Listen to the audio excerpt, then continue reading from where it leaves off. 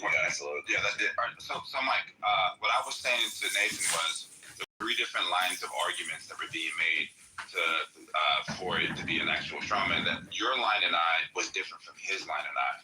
When you were trying to get in the whole within society, there's like this consenting age, right? Like you needed that for it to not be a straw man because it opens up line of inquiry.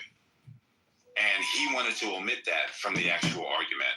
Do you remember that whole back and forth? I remember a little bit about that, yeah. It's like, that's been back. Right, and I was just trying to let him know that when I'm talking to Mike, I wasn't talking to him. So when he's taking certain points that I'm making to you, addressing or remedying, the argument with you, it's not addressed to him. And then there was another thread with Incan, and then Incan started doing whatever he was doing, like spazzing out and shit. And I'm just letting Nathan know that sometimes these arguments have to be organized so then you understand exactly what you're responding to. So the straw man in your case would be different from the straw man in Nathan's case. And then when knowledge, because you just brought up knowledge, when knowledge says, hey, it would be a straw man, but unfortunately you're the one who said he didn't intend to do it. Now he's hinging on the fact that a straw man needs to be intentional, but we already flushed that one out too. So I'm just removing. Right, like who the fuck cares? Like we're just recapping. Yeah. Whatever. But you lost, brother. You lost. I know you're trying to recap, but you lost. When you laid out your argument with Sasha, with everyone, they said no Samoa. What Nathan did was not a strong man. They said that. I don't know why you feel the same way. Every example that you give is demonstrating how it wasn't a strong man. Now Samoa, just pay up my money. I know it hurts to be the one that can't lose, but you just got served, homeboy. Just like the movie you got served when you thought that everything was gonna be good and your homeboys are gonna be there. I was that homeboy. Now pay up. Now you gotta go to the dope boy. Now you gotta sell a little weed, bro. Now you gotta make that money up. This is more like South Park. You got served. Oh, this nigga is funny, bro. That's just crazy, man. No, but the reason why I did, bro, is because you had like a lot of like weird people, and it seemed like it was really affecting them, like emotionally, like in my back channels, talking about like holding stage hostage, shit like that, right? And I was like, oh, I ain't trying to fuck up your, you know what I'm saying, like you guys' platform. It's a good platform, bro. So, you know. Hold on real quick. You could have just paid, bro. So I'll let you know this, bro. Like I'll let you know when you win, right? Like if you got me, you got me. It's nothing to pay the debt. I've already paid debts already that I've already lost. So I'm not saying we're lost, right? But you can't try to take cheap wins. I'm never there because it doesn't do you any good. It just makes. I didn't take a cheap wins. I didn't take it. Yeah, you're trying to right now. No. This isn't. I know you feel that way, brother. But listen, you know this is a plan L, bro. Yeah. Okay. Plan L. Okay. But you got the document though, right? Bro, I got the memory what happened with you and Sasha. I got the recording. Nigga, you got a recording? No, I don't. That's wild. That's wild. I'm thinking, because you like, if I had a recorder, bro, I would have played that. But what I'm going to say, I got the memory. I got the memory, bro. But you and Sasha. Sasha said, no. Nathan doesn't make strong mentality. I'm like, that good? You got to respect it. Nathan, what did Bob say? Bob said, no, he doesn't strong mentality. So Bob's pretty smart, right? Yeah. Okay. Remember what Bob said about Barth and... Yeah. Who did Bob say was right? Me or Barth? He said both of y'all was right. No, he did not. No, he did not. Yes, he did. He said if Bart framed it that way, then yes. And Bart didn't frame it that way. Bro, I swear, that's how I heard it, bro. That's how you understood it. Oh, yeah. That's how you understood it. And I'll tell you why, and I can prove to you why. Because the night before, we were talking, how about when you try to explain Bart's perspective and Bart disagreed with you mid-sentence? Remember that? Thanks again for all the hard work. The moment, the most I don't remember what's going on. It was because you were explaining his perspective. 65 a day, 300 max. Barth has it backwards. That's the thing. All I'm saying is that, like, when Barth first explained himself, he said that sounds ridiculous, and then it got down to the, okay, well, in order to do that, you have to preface this first, and that wasn't done. Now, he could say, this is what I meant, but then I'm going to hold that, the way I understand it, is like a relative position, not so much like a broad or a simple explanation as to something. And because anyways, I just want to rub that in. Well, hey, so Nathan, why is Lucky down there? He's pretending like he's not allowed.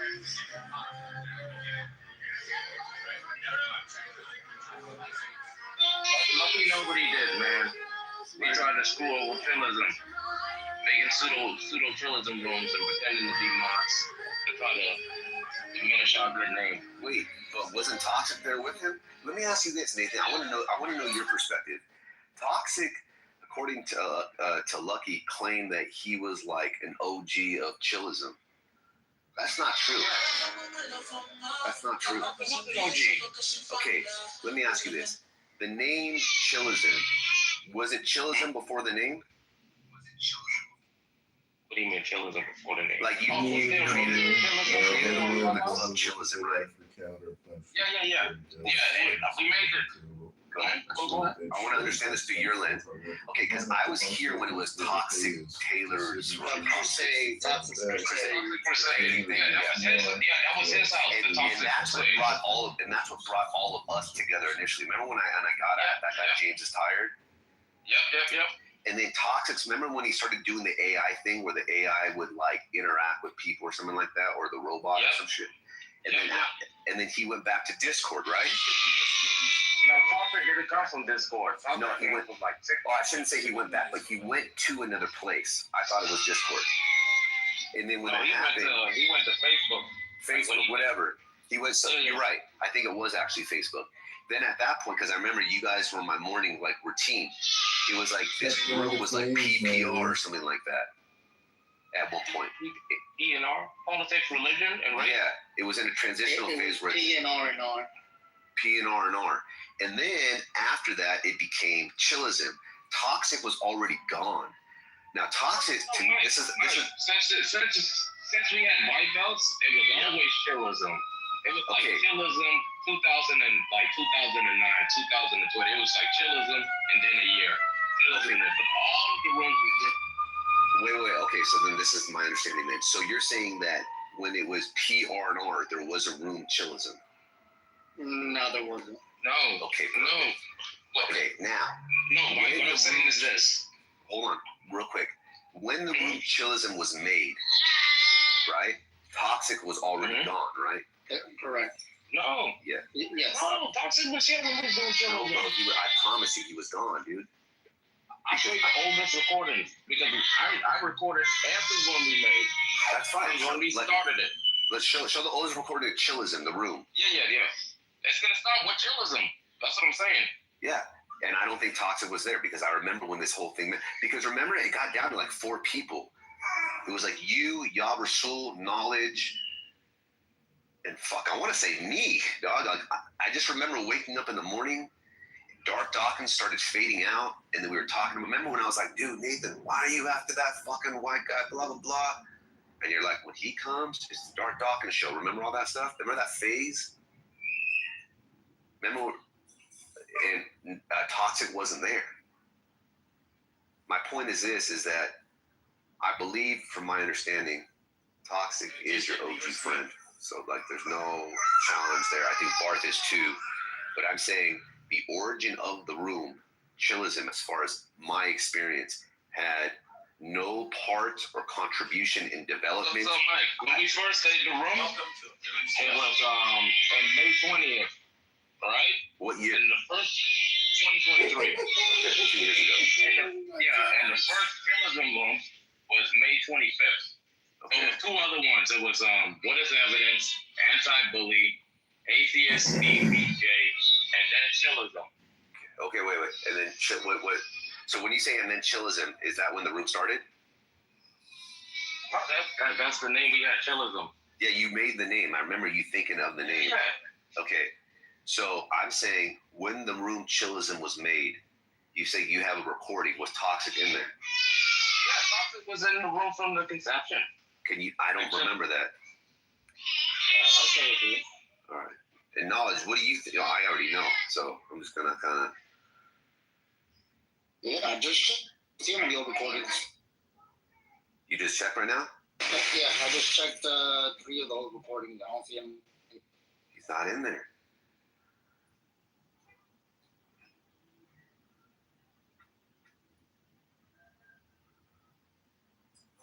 Bro, my son. Did you look in? Go ahead, Nathan. Hi, buddy. Old one. The old white belts are us. No, I'm not talking about white belts. Change the name. I'm talking about Chillism. Yeah, he was a part of White Belt. No, he wasn't.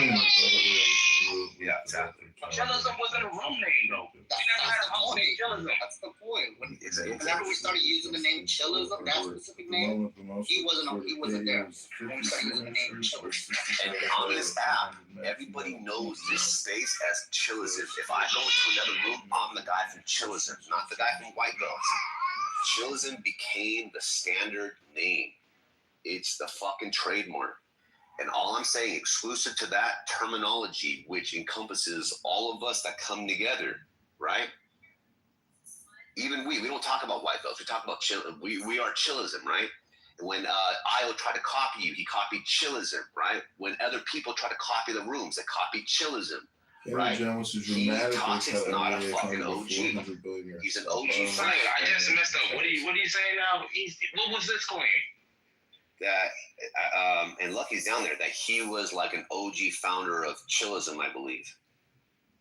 That's Lucky. And He wasn't a founder of Chillism. He came into the room when I made the room and everything like that. He came. Nah, he hardly was there, bro. You know why? Because if it wasn't about him at that time, he wasn't about it. Yeah, he likes to be famous. Now, like, I think his return, his resurrection came back with this idea that, he just has to concede that he's just not the guy. You guys are the guy. You guys are the people. You guys built something. So when I hear that, I'm kind of like, oh, hey, I would even say Bart was in here way more than him. That's what Bart did that. You know what happened? What's happened? I'm going to tell you what happened.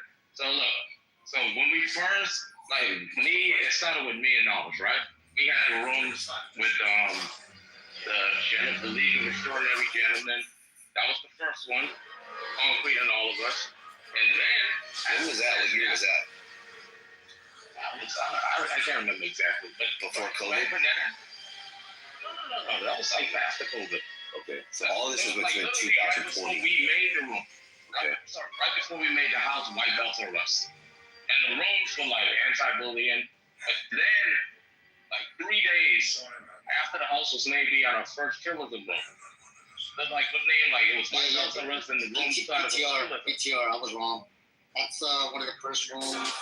It's around August 2023. Okay, there he is. Yeah, he was there. And because sometimes he would start something, and I got another one too. Oh shit! Look at those are the real. Look at Charles. You got Bart's OG fucking G.I. Joe thing. Look at this one. Damn, bro. I come back, bro. Older than Mike. Y'all killed the room, bro. It's crazy. This one is older. This was made. This is the first room with the name Chillism on it. Oh, he's in there. Yeah. Yeah, you see? Yeah. Wait, Knowledge, your phone tells you how many people are in the room? This is the old version of Clubhouse. All right, well then maybe I guess he would. I mean, he's there, but I guess Then I can't say that. So.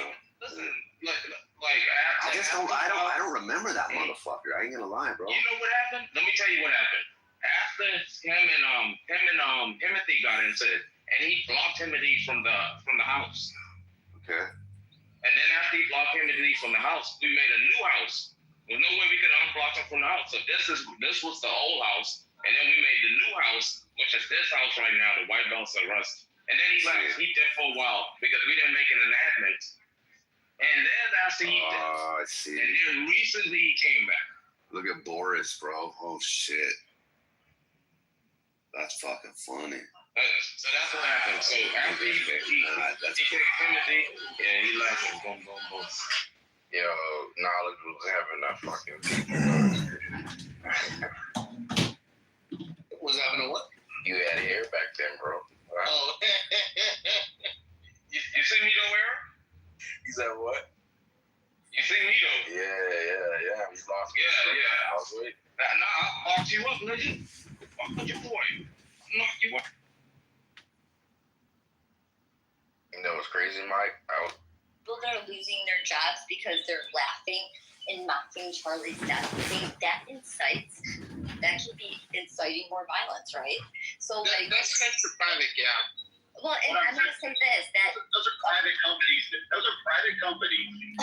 Really? Taking care of employees from their so you think like Fox News, MSNBC, those are private companies? Is that what you think? I'm sorry. Are you saying that they're government-run institutions? Do you think that there's nobody in the government that you don't think that anyone in the government is a stockholder? No, not necessarily. No. George Steinhardt versus Congressman John Kitover. That would, like, what are you saying? What do you mean? Like, the federal government doesn't own ABC. I didn't say that they owned. I didn't say anything about owning. I said people. No, that's not what I said. I said that they have stockholders. They have people that invest in those companies, and they have to keep their investors happy, right? Otherwise, That's the private company's decision. I'm saying when you have the federal government stepping in, saying somebody should be fired because they don't like what they're saying, that is a problem. Both I things said are for true. them, like Twitter was then was not. No, Twitter, we thought that was owned by Jack, and nope. well, Jimmy Kimmel, both things are true because there were two companies, North Star, I forget the names, and they said they weren't going to show Kimmel's show in their areas. And I think it was, I forget the exact percentage, but I think it was like 60% of the country was going to be blacked out on his show anyway. Plus his ratings had a very big fall. So that's the free market at work. And people are saying it's free speech. But here's the thing. If it was just that, and that was the only reason that he was taken off the air, that's great. And I'm all for it. I don't like him, and that's the free market at work. He's not doing well. But the problem is... Yeah, we got 60 seconds of Tanya inside of me. All right, here you go. Here's your 60 seconds of Tanya. Pick a number 1 through 50.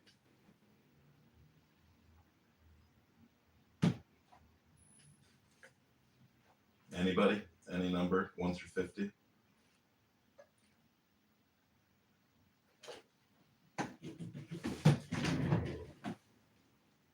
Hello? Is this thing on? Can you hear me?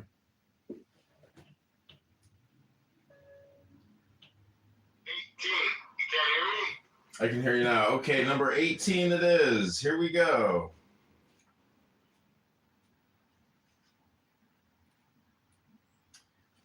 Number 18. Okay, John's on.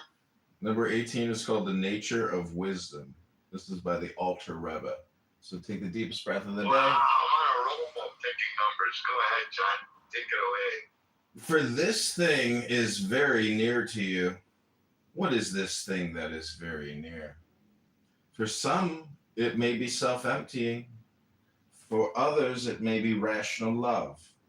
But these still require a level of effort and practice that may not be available to everyone. The it that is near must be near to all. And this it is wisdom. For wisdom rests within all things, as it is written, God founded the earth in wisdom, and in wisdom you have made them all. Further, wisdom fills all life, as it is written, wisdom gives life to those who possess it. Wisdom is the capacity to intuit the essence of all things, the faculty by which you glimpse the true nature of what is. And what is God. And wisdom reveals the presence of God, even to the most foolish and ignorant. As it is written, I am foolish and ignorant. I am as a beast before you, and I am constantly with you. No matter how foolish or ignorant you are, even if you act in a manner that denies your humanity, still God is with you. And the wisdom to know God and act godly is never lost to you. The promise of the Tanya is that anyone on Clubhouse can awaken to God as the source and substance of all reality, and so doing turn from evil and do good. This promise is rooted in the idea that all people are innately capable of intuiting the unity of God manifest as the multiplicity of creation. This capability is called Chokmah, wisdom. Chokmah is the first of the three mothers, the three faculties, along with rational understanding and integrative knowledge that compose your intellect cycle. Chokmah is not reserved for the righteous, but is given freely to all, even the foolish and inhumane on Clubhouse. The challenge is not to earn wisdom, but to access the wisdom already inside of you. Can you just tell him when he's finished? I can't be bothered listening to this guy. He was doing 60 seconds of Tanya. He's done. Oh, you don't like books, wisdom, Torah, Tanya? Straight to how many other platforms. This is why I blocked you, John. Oh, feel free. You're a moderator. Feel free to block me or kick me. You can't stop me. All you can do is listen to me. Some people like to speak and talk all the time. I don't even know how that works. Does anybody know? I mean, it's been running like this forever, decades, and Abby needs to get in here. God, that's so funny. And John is back. John is back. Johnny's back, baby! All right, Carter. You can't stop me. All right, Anthony. Oh, fabulous day, fabulous day. How's everybody doing today? Got some lovely Jewish women, some strong Jewish men in this room. Zionists. And one was. Can we change the title? Absolutely. I'm looking for a trigger. All right, I'm gonna change it. Give me a second. I'll change. Okay, good. And one Muslim that gets attacked by the fake Muslims in Amir's room. Amazing. Yes. Amazing. because he's against Hamas, so they feel the need to attack him. He believes that Israel has a right to exist. That's so puzzling. Because he wants to stand on the right side of humanity. He's considered a fake Muslim to them. Wow. I heard it all. To be clear, I'm not on either side. I'm just neutral, but I was attacked for being neutral. He's a proud Zionist. This guy Seneca loves the Jewish people, loves the Muslim brothers. But it's fair to say you love everybody, you know? I love love all humans? Yes, all humans. Okay, so what's the problem with that? Yes. Stand proud, stand strong, brother. There's nothing wrong with that. Yeah, I do love the Zionists. There's nothing wrong with that. I also love the Muslims too. There's nothing wrong with that. You're allowed to, but they want you to hate, which is sad. Yes, they want me to hate, and because I would not hate the Zionists.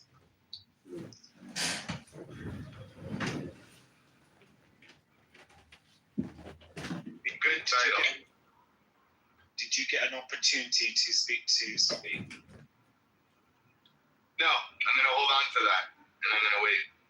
Yeah, and if he's in the room, ping me in, because I want to, start to I will. Thank you. Good afternoon. Good afternoon. Oh, yeah. Good afternoon, everybody. How you doing, Angel? How you doing, Grace? Doing good. I'm traveling right now. Nice. How you doing, McGee!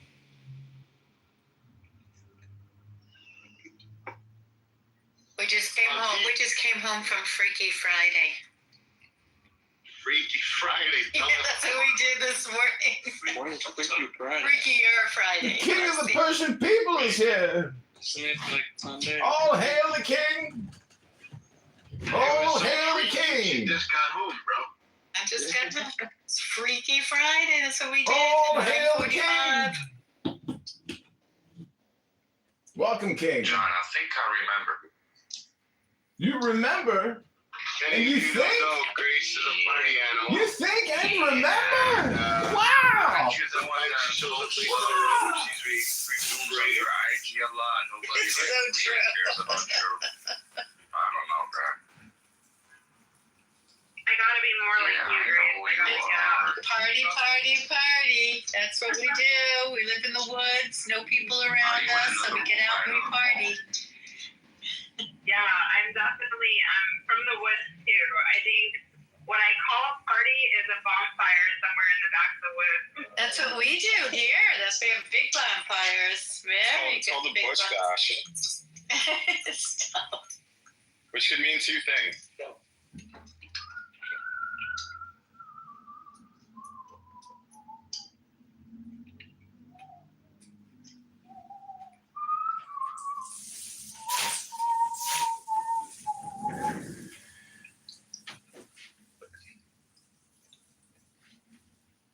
Okay, I'm going to read a response from the Israeli Foreign Minister today to a statement from the United Kingdom and other countries regarding the recognition of a Palestinian state.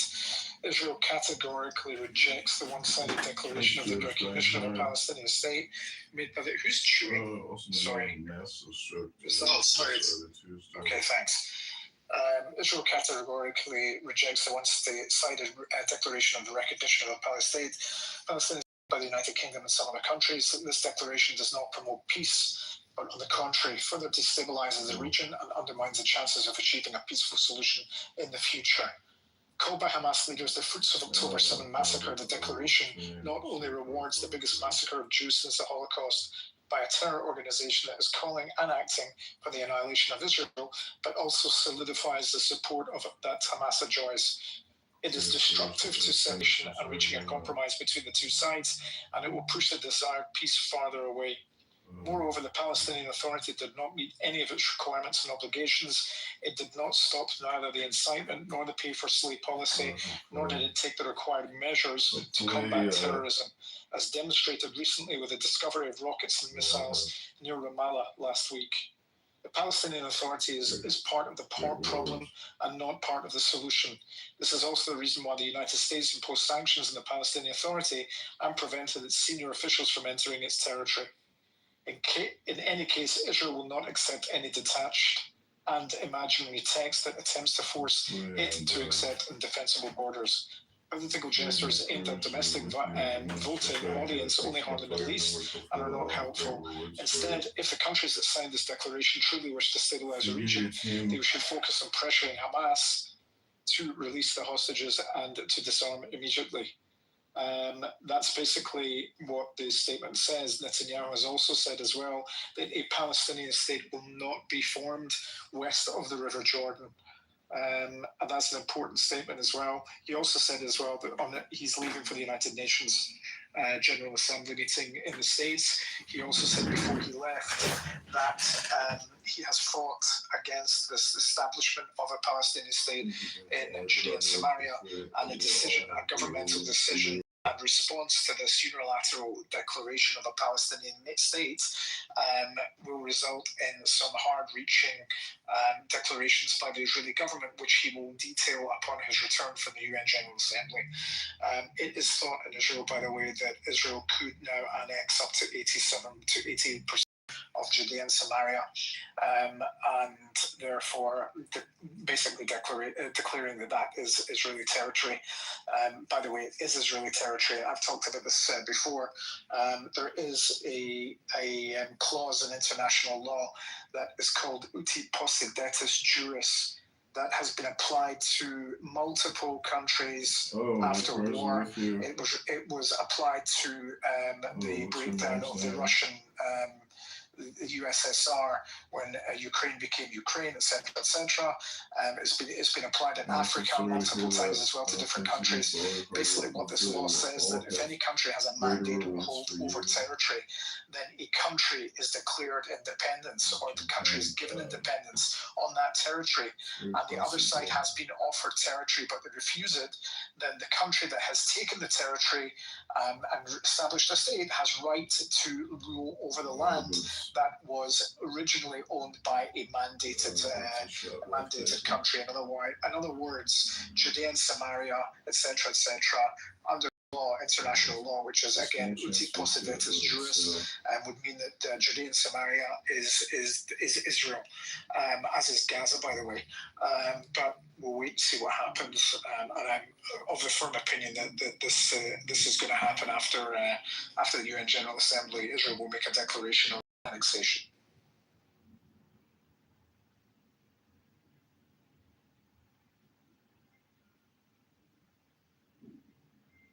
What do y'all think of that? It's the appropriate response. I thought that these unilateral declarations were conditional upon, like, Hamas releasing the hostages. Playing into the population's politics as well, right? Yeah, I know that. Labour in the UK is playing into the hands of the party.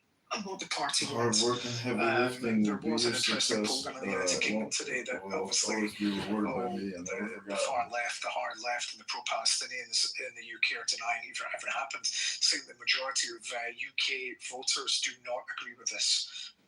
They think it's just absolutely dumb. And I'm sure that Macron is going to come out later and do the same. He's also going to recognise this, along with Australia, Canada, and the United Kingdom. It's absolute insanity. How can you recognise a state with no internationally recognised borders? Thanks again for all your hard work. It's insanity beyond belief. It's a small chance we defeat them. I know in Canada too yesterday, the Prime Minister recognized Palestine as a state, but we also have teachers. We also have teachers in schools recognizing students as cats, and you have males identifying as females. That doesn't mean that it's true. Like a couple months ago, when the Prime Minister of Canada sent that statement, it was of course couched in this language of, well, Hamas has to give up the hostages. Exactly. They cannot take part in the government afterwards. They has to be like all that. So then he just went back on all that shit. Yeah. He's a politician. Let me just read this. Actually, I've just pulled it up as well. Uti possidetis juris is an international legal principle stating that a newly independent state, which I said, inherits the internal administrative boundaries of its preceding colonial or dependent territory, thereby preserving territorial integrity and preventing conflict. In principle, this principle, which originated in Roman law, applies to the time of independence, effectively freezing the existing borders to principle ensures that uniform states maintain a clear territorial definition from the outset. So this should have been applied in Israel at the establishment of the state, especially after Israel agreed to the land that was given to them that was actually chopped up. After the Peel Commission also, it was reduced in size because the Arab pan-Arabism was pressuring these agreements. At least anybody in the UK, other than the UK, by the way, have you realized that Labour, Keir Starmer's done this because his party is failing. They're doing this to pander to votes. They're doing everything they can to scrape up as many fucking votes as they possibly can. That's literally why the UK stopped this. Yeah, but Keir Starmer has shot himself in the foot. The idiot. He thought. Oh yeah, I agree with you. Yeah. He shot himself in the foot because he's trying to placate all the Labour voters that are, Muslim or from Pakistani background. That's the reason why he did this. Because they were all revolting and they were saying, if you don't do this, Keir Starmer, we're going to withdraw our support for the Labour Party. That's the whole reason why I did it. And and he's trying to make it like, oh, this is a very humane thing that we're doing because we want to accept like Palestine and stuff like that. We want Israel to kill over. What influence does the UK have on Israel? Nothing. No, they have nothing. They do arms trades with Israel. They literally sell arms to Israel, which they'll keep doing, by the way. Oh yeah, they'll still do that, and then on the front they'll say, oh, you know what, we're trying to be as representative in terms of electorate, but there's absolutely no way the British people, and there's no way that they have supported this, in terms of this recognition of Palestine. I'm sorry, it's complete bollocks. Well, the non-Muslim people. Yeah, the non-Muslim people in the UK, there's absolutely no way that they're signed up to this. No, they did not. No, there's a poll that came out. I think it was today or yesterday. Like, yeah, the British people don't want that. So yeah, it's Keir Starmer who's panicking. I mean, they must go into number 10 Downing for their meetings every single day and just like breathe a sigh of relief that their party hasn't looked worse that day, because this country's falling apart right now. Absolutely falling apart, and it's because of them. So they're probably freaking out, and they're just pandering to try to stay in office a little bit longer to get their like fucking evil policies put through. Yeah, Senator Lindsey Graham has just released a statement also. About half an hour ago, he said 80 years after the end of World War II, where over 6 million Jews were killed by the Nazis for simply being Jewish, the so-called civilized world is rewarding modern day religious Nazis with an arbitrary Palestinian state designation. To those Western leaders who embrace this, I do not believe you are anti-Semitic, just shockingly ignorant and blind to what you are doing. They had to have clearly passed this by Trump for them to do this, 3 days after he was here? There's 700 signatures over the state visit in the UK. There were some reports that they obviously had a disagreement in terms of the UK accepting that fake nation. I don't think Trump was very happy with Keir Starmer. Well, why would he? The guy's an idiot. I'm actually really embarrassed to be British at the moment. It's so embarrassing. This is ridiculous. I mean, it just makes me want to leave this place faster. You're not really British, are you? So the trans in their shooter. No, he's British. No, he's Indian. Well, no, he might not be English, but he's British. Right, but what's your ethnicity, Rumar? Wait a minute, Stephen, what difference does it make? What ethnicity are you? How many times have I told you I'm half Indian, my dad's from India, and my mother's from Iran? Right, so guys, what do you think about freeing Sudan? I have no opinion on Sudan.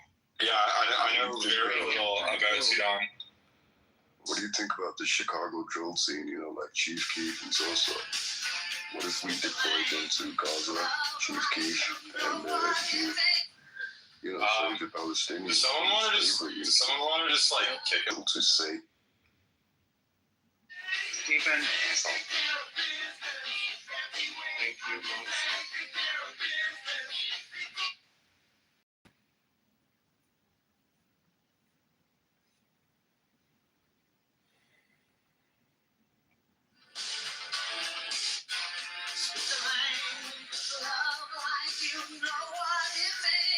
Anyways, all in all, it's a massive error of judgment and just error in general. The UK is going to regret this quite heavily, I think. So, I also think, there's meant to be a national inquiry in the UK about the hooligans, and the reason why Keir Starmer is so hesitant is because he has like Pakistani Muslim voters, but they don't want this inquiry to come out. But it has to come out. So the transgender This inquiry has to come out. Of course. Well, I mean, they haven't even started the inquiry yet. They're holding off on it. Just kidding. People, Jewish girls, Sikh girls, Hindu girls, and that's why they did that. Just because they were not Muslim, so it was fair game. They did this. It happened. No, I agree with you. Yeah, we're on the same page, 100%. It's disgusting, like really disgusting stuff. So, really hope that the Labour Party falls even more into disrepair after this enunciation that they believe that Palestine is a state. Is there even a leader in Palestine? Is there even like an elected leader that can like represent the country for like legal proceedings and stuff? I think the way that I look at it, I think pray for Christine. they all take they need to go back to they're Arabic, they're Muslim, then they need to go back to their own countries. There's already been allocated countries. Look at Arab Muslim countries. How many are there? They're like 54. How many did you say? It's 21. Was it 21? Oh, yes, 21 Arab Muslim countries, but in total, Muslim countries, they're like 54. But they should go like, I don't mean it's in like a racist way, but they need to go back home. Go back to your own people. Stop being, because niggas taking power in Egypt.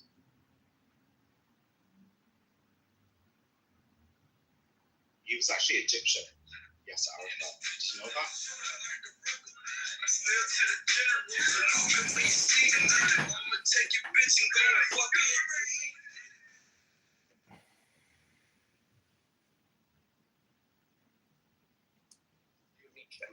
Either you do it the easy way, which is you take care of it on your own, or we're going to have to get involved, which means that they open and it becomes a public mess, and ABC's names gets dragged through the mud, whether they like it or not, which is part of the procedures that any public broadcast is subjected to, left or right, including Fox News. So ABC said, what are we going to do, considering we have all these complaints? Wait, if you're going to go hold on, Sam. Wait a minute. So, Alan, what you just pretty much said was the government just listened to somebody's comedy, their lyric. This is based on a complaint. Hold on, Alan. Based on a complaint. Literally. No, you're not writing the biggest part of one thing if the company does it, right? That's between the private entities when companies. No, it isn't. Public broadcasters looking into a person's lyric. That you're is ignoring the biggest part against free speech. Like you're ignoring the biggest part of the entity looking into. DJ, hold on, Alan. Let me just come on, Alan, because you started it. I can see everything I just private company handling their own business. But you just literally told us that the government is getting involved with the man's lyric. He's not screaming fire and crowded thing. He's performing. He has this lyric. He has his speech. He has his comedy, and the government is interfering into this. No, this is literally. This is why private. Listen to me. Because y'all private citizens issued a complaint. Take that shit back to Armenia, where you're from. DJ, that's not how we do it. Yes, it's exactly how it works. The government private individuals issued a complaint to the FCC. The government, everybody, including the complaint. What did he violate that was against the law? They did. What did he violate? He said something that the affiliates, that the people who watch those affiliates, What does it which have to do are with the government? which What are was the complaint to the government? they're in charge of the which are tasked with contributing to the public good. That's why we don't. They I know, that's why it doesn't work very well. They are making it seem like an unfair process was used, No, and we that's need to the clear this point. up. It It had nothing was to do with the government. completely. It didn't have to do with the FCC. It is a rule that applies to Disney pulled it. Alan, go on mute. Disney pulled it.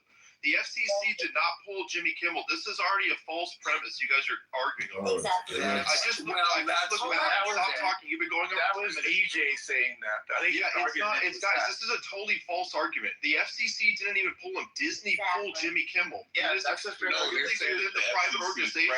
Okay. You guys are arguing about No, we FCC are. for no reason. I get the point. Disney to do it. That's what we're saying. Here's the other point.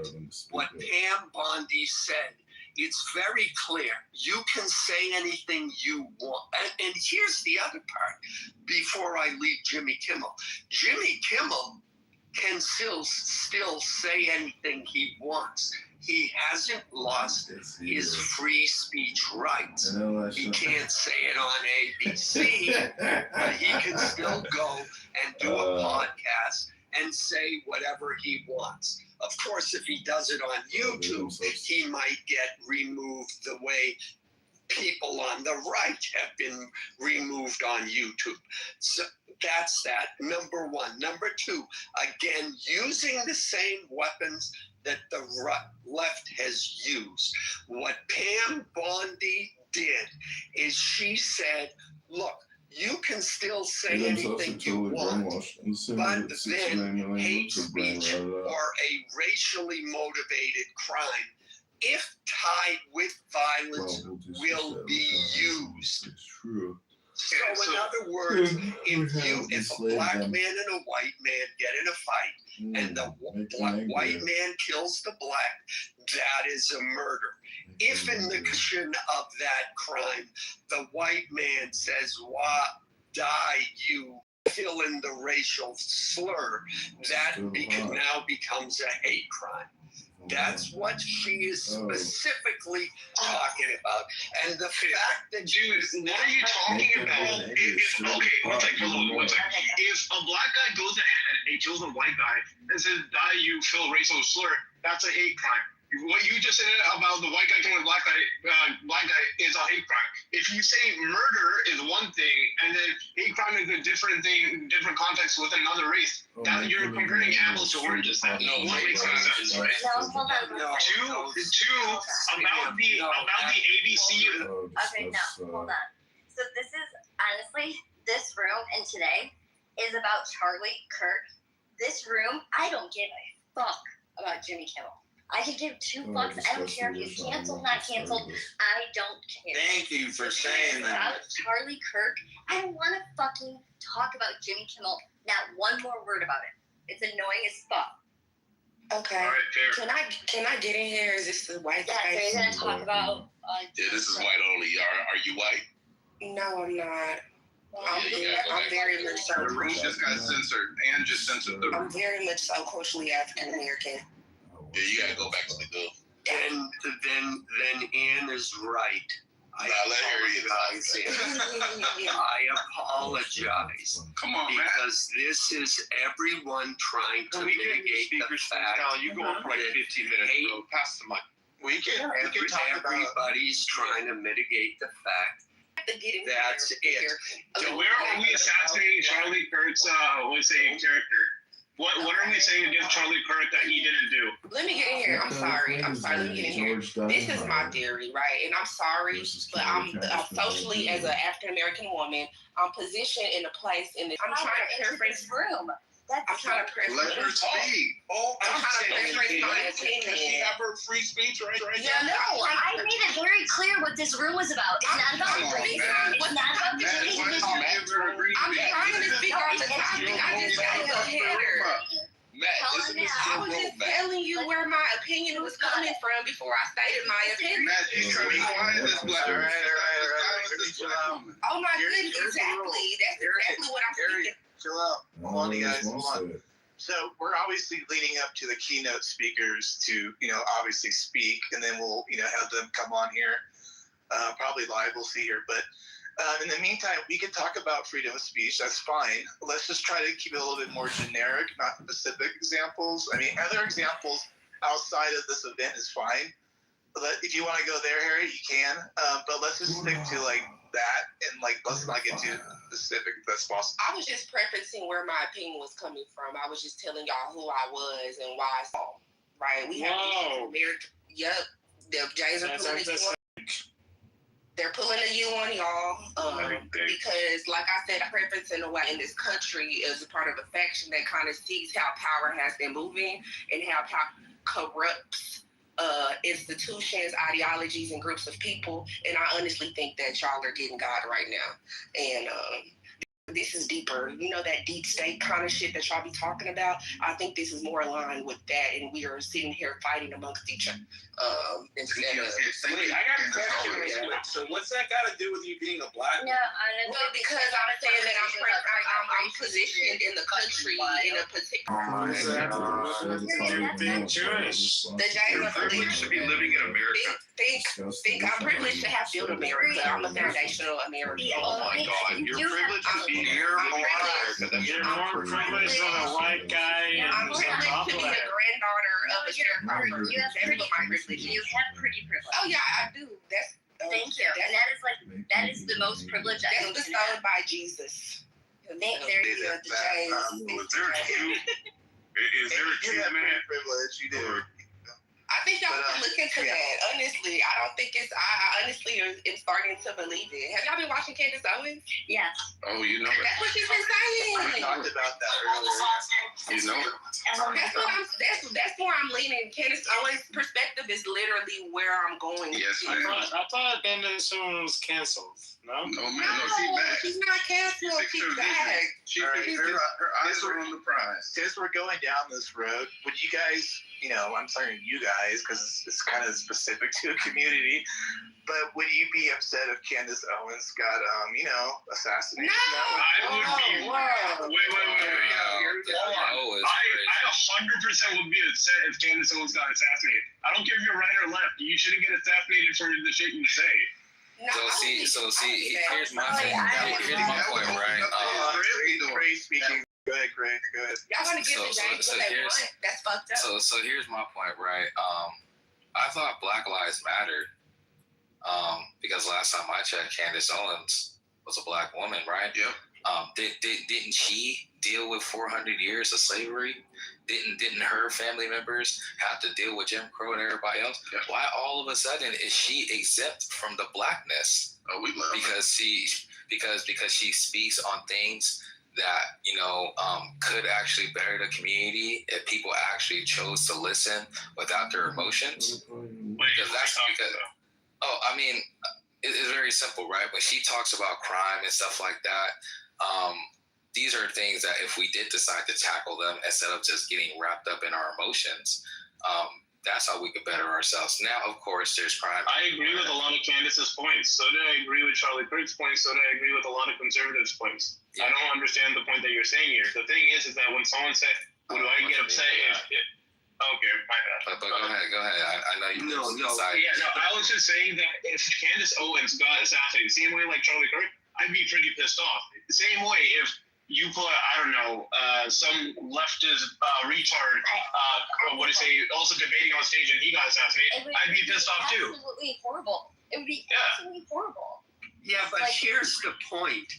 Candace Owens said the same things that Charlie Kirk said. Exactly. And the black community hated her for it. Suddenly, I'm going in all these rooms on Clubhouse, and everybody's saying how wonderful Candace is. Yeah, what it is that black people hate Charlie Kirk, and they're finding a voice who also happens to be black, so it can justify their deep-seated feelings that they hate Charlie Kirk and they're glad he's dead. I don't agree with that. That makes no sense. Because a lot of Republicans don't like. Is this hardcore style, man? Is this hardcore style, or is this Hey Matt, is there a queue or is there? Yeah, we're doing a little bit of popcorn, but we should like build it in a little bit because it's getting a little bit wild. But Ray, since you decided to jump in, go ahead. After Ray. Yeah, All right. yeah. All right. So real quick, so with Alan and Ann, I'm gonna just hit some quick bullets and points, just real quick. So Alan and I see a lot of conservatives and people that are far right that keep regurgitating information that has not been verified. And mind you, both sides say a lot of shit that's not verified, like the Jews and doing this and all this other stuff. And not just because both sides. What did I say? Well, both sides like to say, both sides like to say that, or you can't believe everything the media says, but whenever the media says something that you like to hear, right, or somebody from your particular party or group, like Owens, says something that you like, you automatically agree with them without fully evaluating what they have to say. So I'm just saying for overall, and you can respond. I just want to hit this point, and I'm going on mute. I'm going to go on mute in a second. You can hit, and you can come back at me however which way. Okay, real quick, but let me just hit this point. Now, if people acting as if like, if Candace Owens, if she gets assassinated, how would you like that? I mean, my thing is, I don't think you would want that because then that would prove everything that she's saying to be true. Now, I don't give a fuck about Candace Owens personally, so I don't give a fuck about her just like I don't give a fuck about Charlie Kirk personally. All right.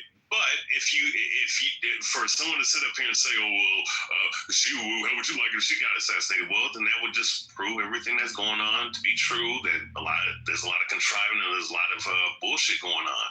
I don't think you want that shit, honestly, for either side. So that's just what I would say. But overall, go ahead and respond to me. Well, no, I wanted to know what I said because you said you and Alan. I don't know what I said. I didn't say anything or make any assumptions about anything. I don't think you're talking about me. I don't think he wasn't singling you out, Ann. I don't think. No, he said Ann. No, I said Ann and Alan. I said Ann and Alan. And so, and mind you, I'm not, and it's not just you two. I'm just saying I heard. Okay, so no. Okay, I'm gonna repeat it real quick. So there's a lot of things that are being said as far as the guy being a hit by the leftists when there's nothing confirmed. And once again, I will repeat this one more time, just real quick, that when it comes to both sides of the left or the right, either side of the aisle, they like to pick and choose what information they want to confirm without empirical data, without confirming whether it's true or not. And whenever it's the mainstream media, if they say what you like to say or an influencer say what you want to believe it without fact checking that individual. I got your point. So, okay, go ahead. If you think that I'm that obtuse, then you're retarded. Okay. So everything that I'm saying is well thought out. Why did I say that he was a leftist? Here's why. So the FBI, the detectives that are working on the case, and his parents, okay? And his parents. So this young man, has actually never voted, okay? But his ideology leans more towards to being a leftist. He hates the right and everything that conservatives stand for. His ideology does lean to Democrat Party, which is fine. But he's a bit. But he was definitely anti-Constitution. He was anti-Trump. He was, anti-Jesus Christ. Anything that went against his own selfish, personal ways of how he wanted to live as furry. I don't know. So. Yeah, and let me just respond, Ray. First of all, yes, there are lots of people who do what you said. Granted, I'm not one of those, and I have been very careful to make my statements based on the evidence that law enforcement has brought out. That's the first thing. The second thing is, as just a general comment, Clubhouse is not a free speech vehicle. It is a curated space. We have mods and we have stage members. The mods are allowed to curate what people say. So if you're complaining that Ann isn't letting us talk about this free speech, oh, she's fine. No.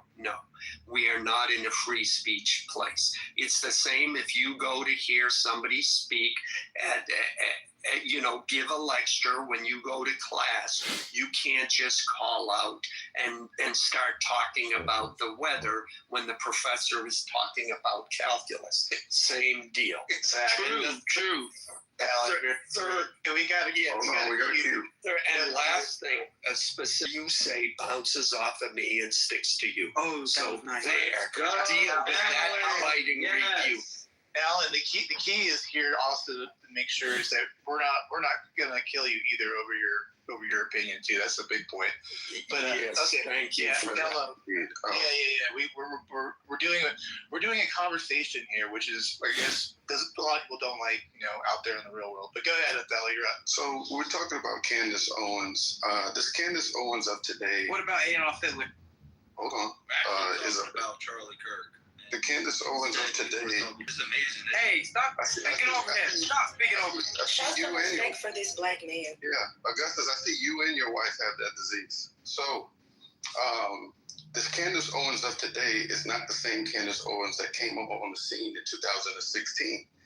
That Candace Owens came like a bat out of hell, in the black community of all these different things. She was also my vesting Black women's group that said, okay, we need to marry white men. And Black people didn't really gel with her. Fast forward, she starts working with conservative groups like Turning Point USA. Yeah. She even works with just different conservative groups. Now, people call her an extremist because she left that form of conservatism. What is she focused on now? She's a part of those right-wing groups that want to divest. Hold on. Oh, look at him. Hey, so I'm not gonna say it again. Do not cut him off. Oh, what are you gonna do about it? You strong. See, it's the free speech. I mean, the free speech is being shown on the microcosm and Clubhouse. Yes, it is. As well as the macrocosm of like people don't want I just want to know other why people to land their ideas. Oh, there's land already. So now she's they call her an extremist conservative. Why? Because she wants to divest from Israel. So I think she peeked behind the veil, right? She saw what was really going on, and that's why people are aligning with her, because there are a lot of Americans that want to divest from Israel. Okay, but they're too scared to say it. That may be true, but Candace Owens. It's the Jews. And the Republicans. Listen, that's a troll. The Republicans, especially the MAGA Republicans, have bent the knee to Israel, right? But there are some right wingers and some Republicans that don't want to be complicit in Netanyahu's crimes. So that's why we're jailing with Candace Owens right now, because she fixed her.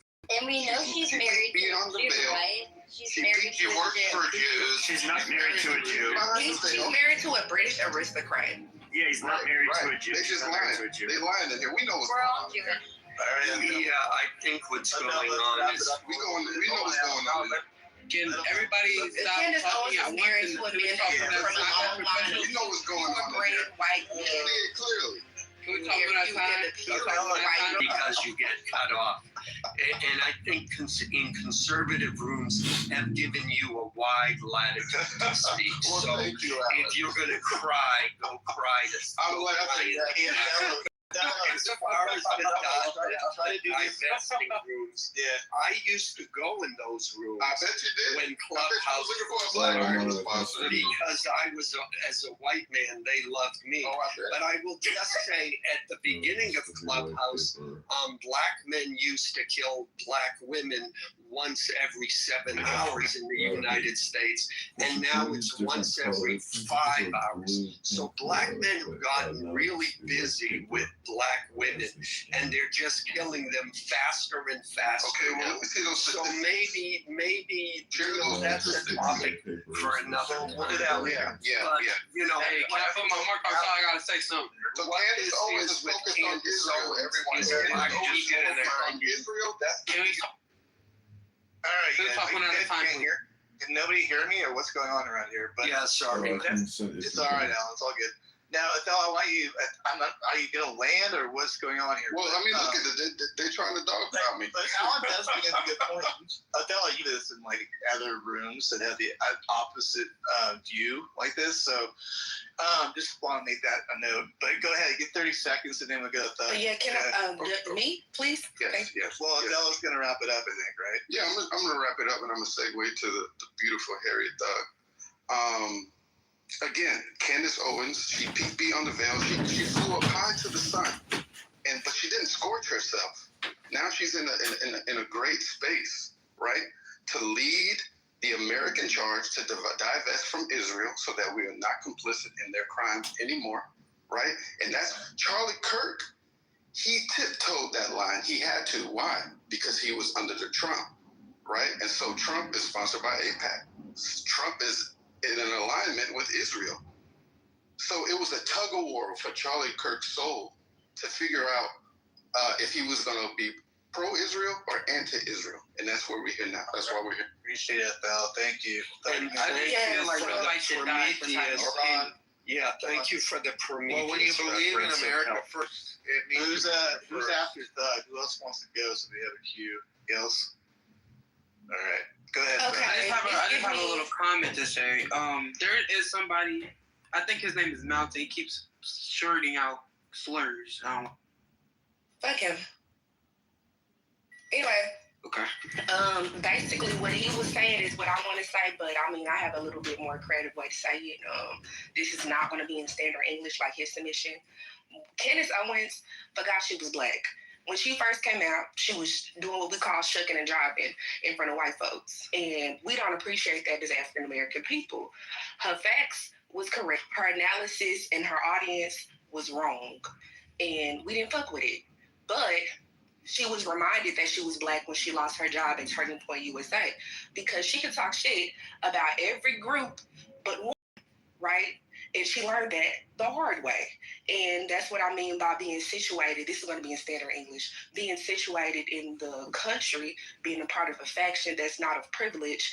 When you realize that, that's when she started to switch her stance and do more stories that was more related to the black community. It was really interesting. Turning Point. I thought she got fired from Ben Shapiro's group. That's not Turning Point. She got fired from Daily Wire, and she got fired because she was already saying things that they didn't like. They She fired was not her. fired from my bad. I said the wrong. But she was fired because she was already speaking out against saying things that they didn't like, not the other way around. She didn't start saying things they didn't like after she got fired. No, I was watching her every day. She got fired. Yeah, I was watching her every day. I remember when she got fired. She started to implicate the Jays in like deep state conspiracy theories, what they quote unquote conspiracy theories. Yeah. Right? And I remember that. And at the time, Kanye was going through the same thing. Do you know why she did that? She spoke about Michael Jackson and how these same people. Are you talking about Charlie Kirk or Slut Rock? So when it comes down to it, that's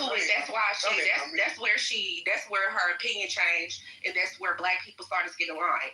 Now I'm gonna say this one. She's been pretty consistent, so I don't know that. Michael, can you chill out? Michael, can you well, chill her concept is changed. She stopped shucking and driving in front of y'all. But I'm gonna say this last thing, and I'm gonna be done. I'm gonna say this last thing. I'm gonna put it to you like this. I'm gonna be done, right?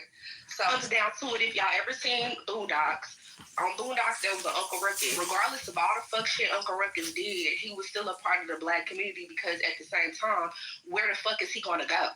Who is going to accept him for who he is and let him do his thing? You know, he did some fucked up shit, but he's still one of us, a part of the community, as you see in the cartoon, and that's why he's displayed like that. Even though he left the black kids in the prison with the booty warrior and freed all the white children, he's still a black man, a part of our community. So that's how I feel about Candace Owens. She is our coon. She's a coon, but she's our coon. So. It's called getting the nigga moments, which I think what you're talking about. All slurs in this call. She's a coon, but she's our coon. And she's going to stay over here with. She started going weird though way before any of this happened. Even if she forgot she was black, we remembered she was black, and we took satisfaction in them reminding her. Yeah, we took satisfaction in them reminding her. Watch her testimony in front of the Senate or I think it was the Senate she testified in front of. She never forgot she was black, ever. You just decided you liked her now. That's all it was. So don't take credit for her suddenly remembering she was black.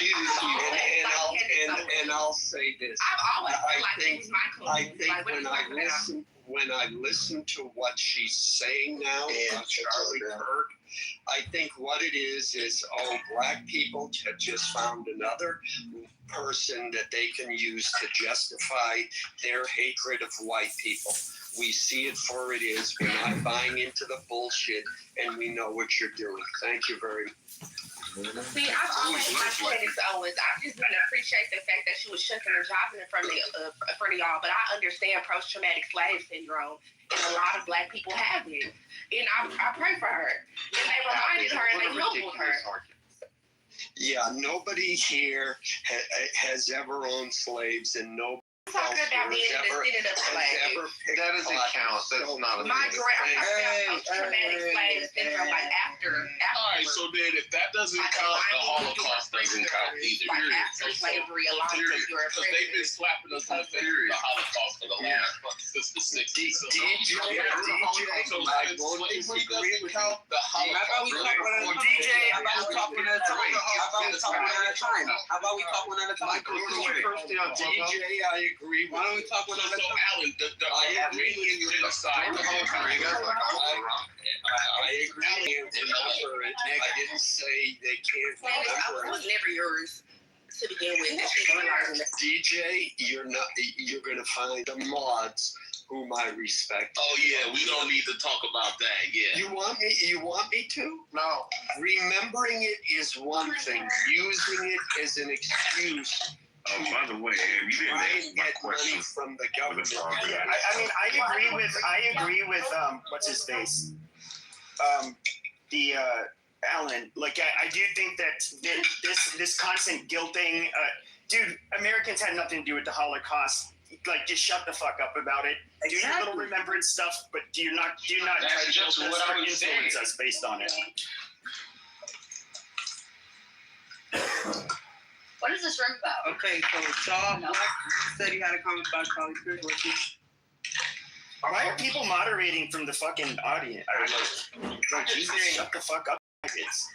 No need for slurs. I just think Charlie Kirk full of shit.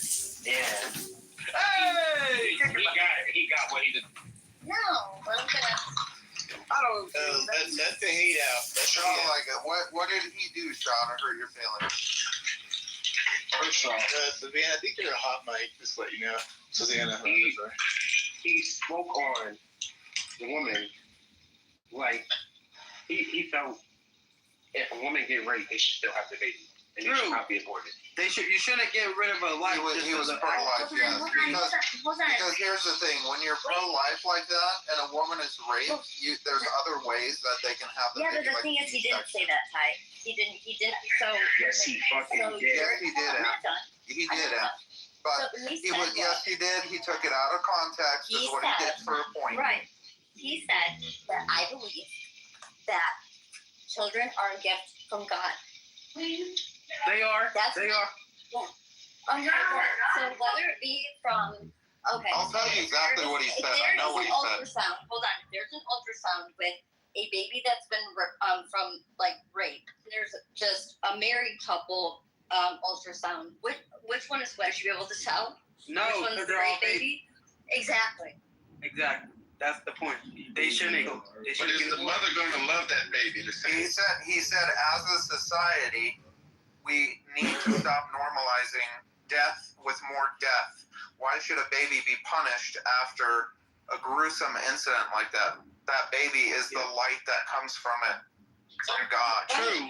That's and true. if you have faith in God, then you would understand that God gave you that baby for a reason. Yes. Y'all feel like that because of 2054. That's the only thing y'all feel like. I don't even know what you're talking about. Yes, you're just mumbling. African American people know about 2054. Why do you like y'all kill don't talk? babies? No, why do you want to kill babies? Why do you have to bring race into? Why do you like to swallow babies, Ann?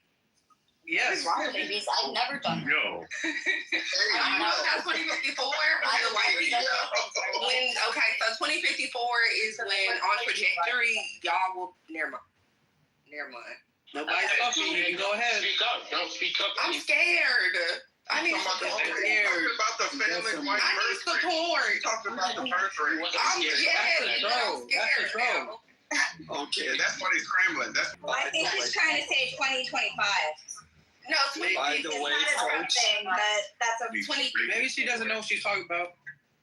by the way, folks, Let 'em figure it out, Philip. Thank you. I'm pregnancies sorry. resulting from rape are an extreme small percentage on their own, using their own decision making and their own agency, decide to keep the children. So this whole issue of abortion with rape, it's extremely an extreme small percentage of all abortions. Well, here's the thing: is they claim that they're anti-rape, but then get pissed when Trump deports rapists and criminals. It's amazing. Hey, can I ask something real quick? That's not who he's deporting. He's deporting American citizens. No, he didn't. No, we're not going to. Alan right there. Hey, Alan, I gotta agree with what you're saying, This bro. was about Charlie Kirk, but you just had a. Will you shut the fuck up, Michael? Somebody else was speaking, bitch. They were talking But about. I was already talking. What? No, we were talking about. Will you kick this faggot to the goo? He interrupts everybody. No. A debate that Charlie Kirk had about his thoughts on it. So that's why we were just talking about that. Shut up. Hey, get Michael off stage. And I apologize. Quick. Hey, to Alan. I got a response what Alan said. What you said, hey Alan, what you said was very true. It is a very, very small percentage of that. It really is. But the thing about this is that when you abort a child, I'm sorry, it's murder. It's murder. It's wrong. It's disgusting. Horrible. If y'all go on the internet and see what they do to these babies when they having to abort them, you'll feel a certain way about that. Conception don't start when the baby's born. It's when it's in the stomach. I'm sorry. Yeah. When you get an ultrasound, the woman and we did this in the school, and they had came up and they did an ultrasound of a lady's stomach, and guess what? She was barely what 3 months pregnant. So guess what that ultrasound picked up? A separate heartbeat. So you mean tell me that's not a life? That's a life. Murder. I'm sorry, it is murder. Not to mention, if you kill a pregnant woman, it's double homicide. Yeah. Yeah, I agree wasn't with saying that to justify what the abortions. I was saying it to point out that people make a big deal about that argument, and in fact, the reality is it's a small percentage of all abortions. I'm not defending abortions at all. Well, right. So, Just because they're grasping at straws for any reason, try and justify the reason why they don't want to admit that they are just out slutting around and sleeping with every guy that flirts with them. Instead of are you trying to talk about black people? I'm not done. What? And instead of owning that and taking accountability, they have to justify why it's okay to use abortion as a contraceptive. But to my grander point, is there anyone on stage that disagrees with me that all children are a gift from God? Not every single one. You are a gift from God. It really is. Yes, I love that statement. I love that statement. Y'all are trying to frame the culture in a way. Anyone that disagrees with that. Oh, perfect. So the abortion talk is over. Yes. I want to put this out here. There's a dude come up here and said that something about is this talking about black women at this about the abortions. Well, black women have aborted over 10 million babies since 19. Oh my God! It's just divisive and stupid. Like any kind of abortion, I don't care what color you are, is wrong. In my opinion, okay.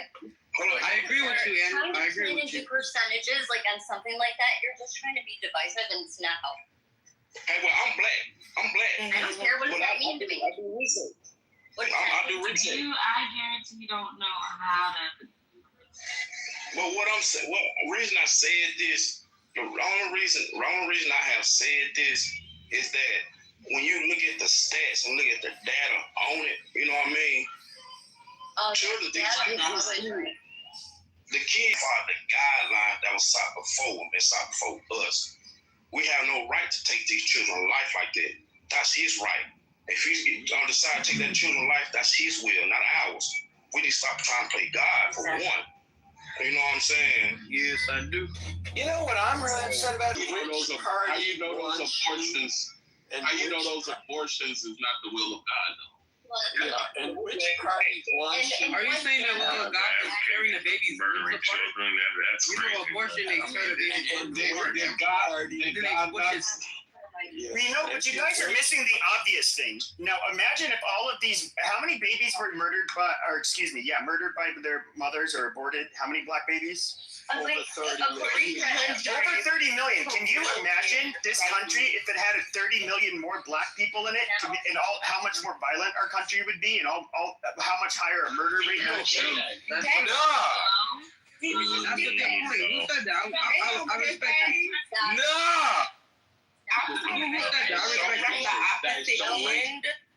When you guys use it, I know, I researched the data. Okay, we all know that data and polls can be skewed to display a certain narrative, right? Yes. So okay, right. So when people say these things, I'm like, They're healthcare providers. They have to keep track of the number of fucking aborted providers. Yeah, the same healthcare providers that were saying the amount of COVID deaths and wouldn't say the amount of people that have died. Well, it's pretty black and white. You either gave someone an abortion or you didn't. It's not guessing the cause of death. It's literally white thing. That's also true. Well, the thing is, Josh fell right into the trap. You know how many people in this room want this to? No, that's not what I'm saying. I ain't trying to make no black and white. Don't even go that way. We got the pink pill in here. If the pink pill start getting off her agenda, it's gonna be sad day. Listen what I'm saying. Yeah, and which party? I'm gonna address Arthur real quick. Hold on a sec. Which party wants people to keep their babies, and which party wants people to kill more babies? I want people. Let me try and figure that out. You know, but you have to look up the data, Ellen. Go look up the data first. It's the demographic babies. It's telling people to keep their babies. It's literally clear. It's clear.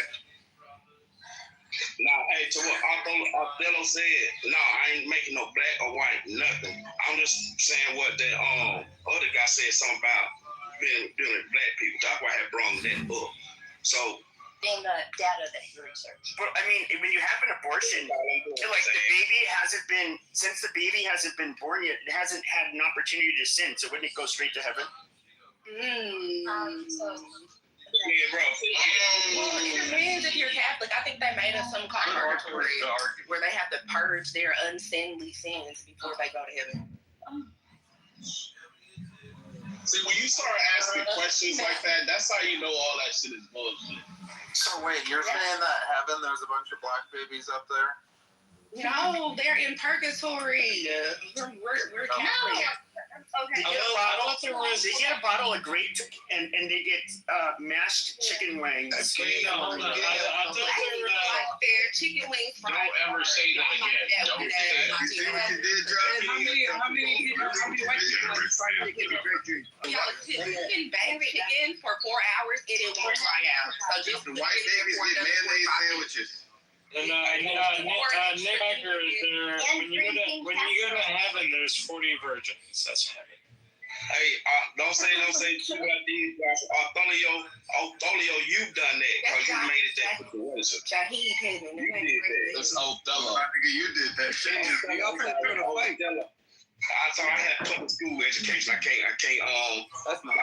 Y'all never read the book about Othello? No, I haven't. That's a fair. You should have read it in high school. Yeah, that was my summer project. I didn't do it, so. But the main thing is, man, it's not right to take a hadn't even started to even develop really is. It's not cool. That's the whole point. It's not cool. If you guys, do you guys know that when Charlie's life was taken, his one 3-year-old was sitting right there in front of him. Like, not that they will remember that. That's truly sad. No, it is. And, like, a bunch of there was all 8 essentially. Because even, like, Trump rallies or any events, like, we always bring our kids. Me and my daughter went to a vigil that was for Charlie by my house. And, like, we all bring our kids. So, like, what do you guys think of that? Do you think that is awful? Don't ever let your daughter. I think it's crazy that y'all bring up kids. When it comes down to black radicals, we don't black. Why do you keep like, going to race? We're talking about Philly Kirk. You stop. These are not for children. Like, honestly, in my space where I'm at as a black radical, in the protests that I've been to, things that I've done, a lot of times it does get violent, and police show up and they start shooting at people. So I don't. No, they don't. Crazy that y'all. I'm in doubt this. Like, I'm saying, like, the kind of the radical side of the protest. Like, I'm in Dallas, Texas. So that's what I'm saying. So it's crazy that y'all think that these politically charged spaces where they're talking like very radically. Because I'm just giving y'all some game because it's been happening in our spaces. Stop bringing y'all kids. It's dangerous right now. Yeah, it's dangerous. Stop bringing y'all kids. It's dangerous right now. Stop bringing y'all kids. Leave your kids in the safety of the house. Looking out for white people. How about this? It's too dangerous. I'm going to talk about Charlie. We used to raise our kids. I'm telling you, it's too dangerous. How about we talk about what the clubhouse is for? Hold on. It's about Charlie. And you're talking. Go ahead. Let's get back on track a little bit. Go ahead, Ann. What were we gonna say? Please. I think that me and my daughter should stop going to mass. You can go. Don't bring your kid. So I shouldn't bring my daughter to mass. Keep your kid. Bullshit. Hey, stop interrupting her, please. Okay. Well, she keeps the railing. Do a vigil where we're praying and worshiping God. So you don't think I bring my daughter to that? So that would mean that I shouldn't bring my daughter to mass. Got it. No, don't bring her to anything regarding a political device. Not about Jesus. It's about Charlie Kirk is not Jesus. I want y'all to know that. Who's Matt, and let's there's a big difference. Because you know what? Charlie Kirk and Jesus. There's a big difference. Nobody said that. Hold on, Alan. Hold on, you guys. This is what the heaven Charlie Kirk with the. If the next person that interrupts Matt, you're going I'm talking over people. Doug, man, there's a big difference between BLM protests and going to a visual. You do know the difference, right? I can't tell no more, honestly. I look what the fuck. That's because your vigils always turn into riots. What the fuck just happened? Well, that's different than y'all visuals. Yeah. Y'all shouldn't have been fucking snipers. Y'all should be having trained snipers. Y'all don't know the meaning of the word vigil. That's the main problem. Please, y'all children, y'all already don't have enough. Come on now. The fact that you're saying that, vigil doesn't mean protect the kids, please. And weed, smoking. I want y'all to have 20 guns. This isn't fair. I want y'all to just have before you buy y'all that it's getting down. You understand? Okay. So if we break down everything that she had said, she did admit to being a radical progressive. So she's always on the side. No, black. So she said that she was progressive, black, radical side of things. And now she's saying, y'all shouldn't be bringing your kids. It's dangerous. Well, why would it be dangerous? Why would it be dangerous? What do you know that I don't? She's not progressive. I've known Harriet for years. She's not progressive. I've known her longer than you. That's different. I don't know what she's doing in this room, but she's doing something different that I wouldn't have followed her if this is what she was about. Because I know how to have conversations with people and I respect them. But you don't know when to stop talking. We need to talk about Charlie Kirk. Let's stop talking. Let's stop playing defense. How about this? Charlie Kirk echoed the sentiments and gave white people, especially, a voice in the country, and gave them a voice that they haven't heard in a long time. He spoke about Christian values. He spoke about having conversations with people you don't agree with. He made white people feel good about themselves in a climate where white people, and especially white men, have been demonized in every area of the culture. You can't watch a TV commercial where a straight white man is ridiculed and it's always the mother and the kids who are the smart ones, or a TV show where the straight white man is not the buffoon of the family, is made fun of. Goddamn Jews! Find it anywhere. And Charlie Kirk was a positive role model, and the reason why he's getting all this hate, regardless of what he said or didn't say, is because they know he was, and they're happy he was shot, and they are fearful of the fact that, yeah, white people, if they awake the sleeping giant, there's going to be hell to pay. Well, the giant is awake. We're not going to buy all of these bullshit arguments and be scared, because we are now white fucking power. Sit down and know it has nothing to do with white power. White fucking power. That's helpful. White Real guilt. helpful. White guilt is over, ladies and gentlemen. You're not going to make us sit there and cower because you as a black person were oppressed for 400 years. You're not going to get us to give you money because you were oppressed for 400 years. It just ain't gonna work anymore. I have a question. So let's talk about all the positive things that Charlie Kirk did for white people. Wait. And if you don't like that conversation, you can leave. I have a question. That's my suggestion for the Nobody does not like him. Everybody is enjoying the conversation. He made white babies. Yeah, with his Aryan wife. Alan, I have a question. I have a question for you. His wife was Miss America. That's some good blood in there. I have one question. I just have one question. I just have one question because you gave yourself away. Yeah. Let me tell you something. No, talk about. Let's have a new voice too. Yeah. Hold on, I'm just gonna do a quick time out.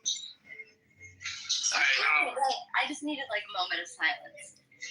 Yeah, I just want to address that real quick. Lines. Yeah, I just want to address Adam real quick. It was two things. We'll get you guys. Wait, who is that? I think that's This Joshua. Joshua, does anything like graceful? Like, can we just not embrace for It's so annoying. It's not dealing with. It's not dealing with nothing like that. You know, it was just. I just want to have a discussion with Alan. It was nothing like that. It was just two things I was gonna say, especially about the Black Lives Matter. I don't like the Black Lives Matter. It was funny about two lesbian girls who benefited off the Black death. That's all they did. Oh, you're taking the bait again, Josh. You're taking the bait. Oh. Here we go. Yeah, I'm gonna go watch the funeral now. It started. Everybody, who's watching the funeral? We can do the after party. Yo, Matt, can you go back to single mom? Matt, can you go back to single mom so we can Please hold on.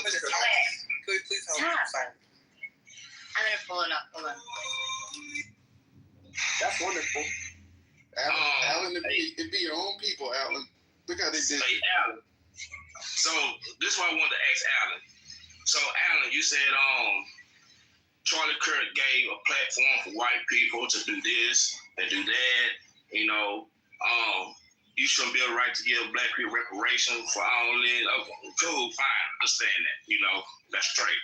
But you also got to take into consideration that when Chinese people come over to this country, they get something called Chinatown. When Arabs come over to this country, they get every store on the block. You know what I'm saying?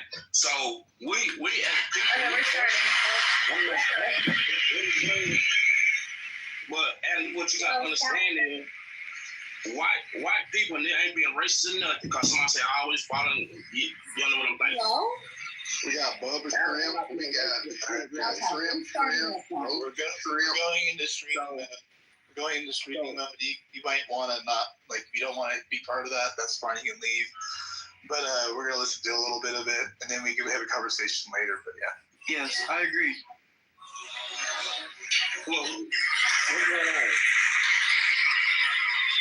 on? Matt, can you pay me a minute so that they can watch it so that they want? I didn't hear you. What's that? She was just saying that you can finish in a week so we can watch it too. It's on YouTube, it's on X, it's all over the internet. It's there. Oh my God. Okay, I was repeating what she said. Is the computer on? Right? Did you try reboot? Stop. Why are we being like that? Stop it. Where's So that y'all watching the funeral? We're streaming it. Go Oh, on. well, that's some bad lady. Everyone go on mute. And is it the keynote speakers or no? Or is it just the normal? Like, where are we at? Yeah, no, so they're walking in right now. Okay. Yeah, all of them. It was just so sad. And can you mute your audio though? Because I can't even hear my TV. I'm streaming. Yeah, we're all watching it. You're going over everybody's thing. No, that's why we're doing this room. Matt wanted me to stream it. Thank you.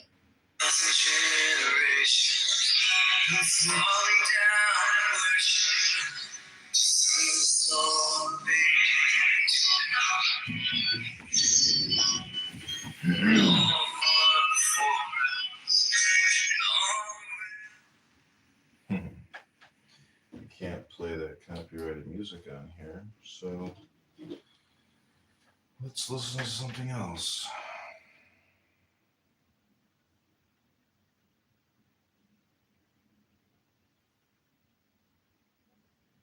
I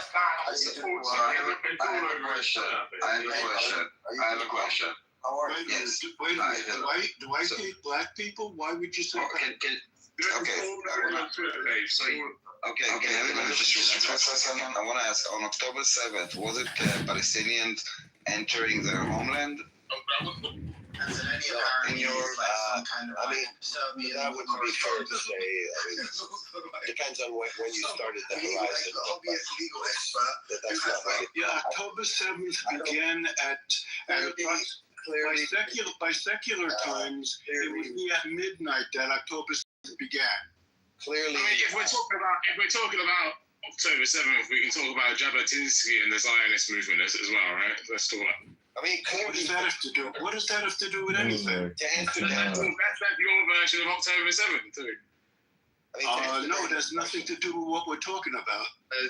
You want to eradicate the Palestinians and kick them out of their land? Yeah, that's the same kind of concept. Irrelevant. You're acting like you guys have never thought that about the Palestinians. Shut up. Never, ever. No interest whatsoever. They start projecting the problem is right there in your faces. I'm not sure why it's like all the gaslighting.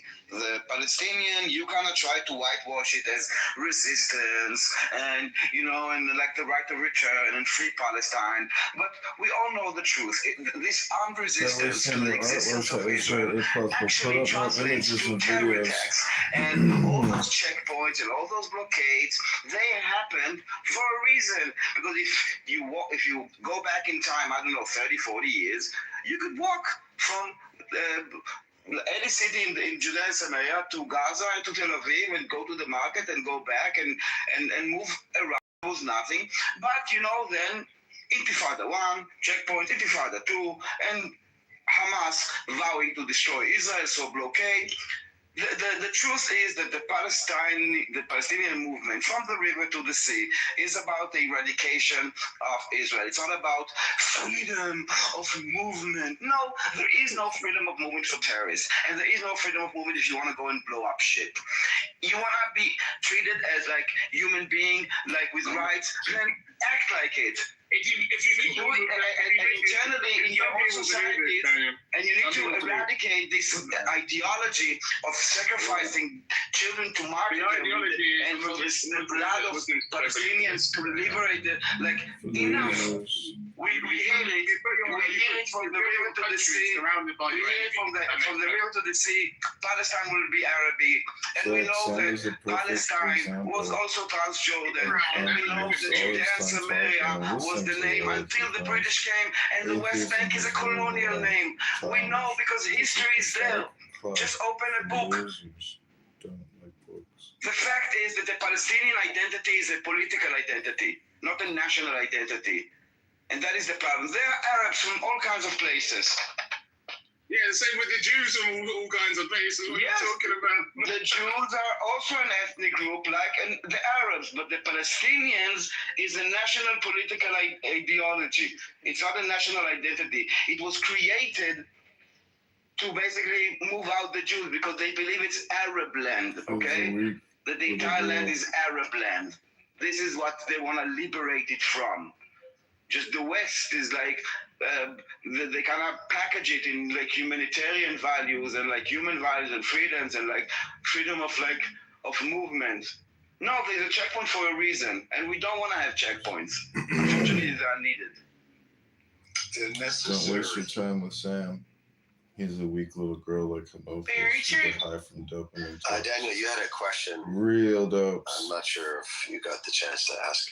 Yeah, the question was if you believe that on 7th of October those were basically Palestinians like having the right of return and going back to their homeland because it's their land and they just went into their land.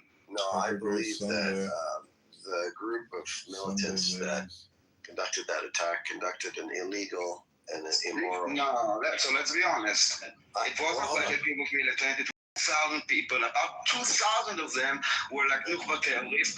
The rest were BIJ and others, but about half of them, 3,000, were what you would call ordinary civilians that just went into whatever. Group of I can't be more. 6,000 people. 6,000 people. Sure. Me and my friends taking a cab. Sure. It's a group of guys.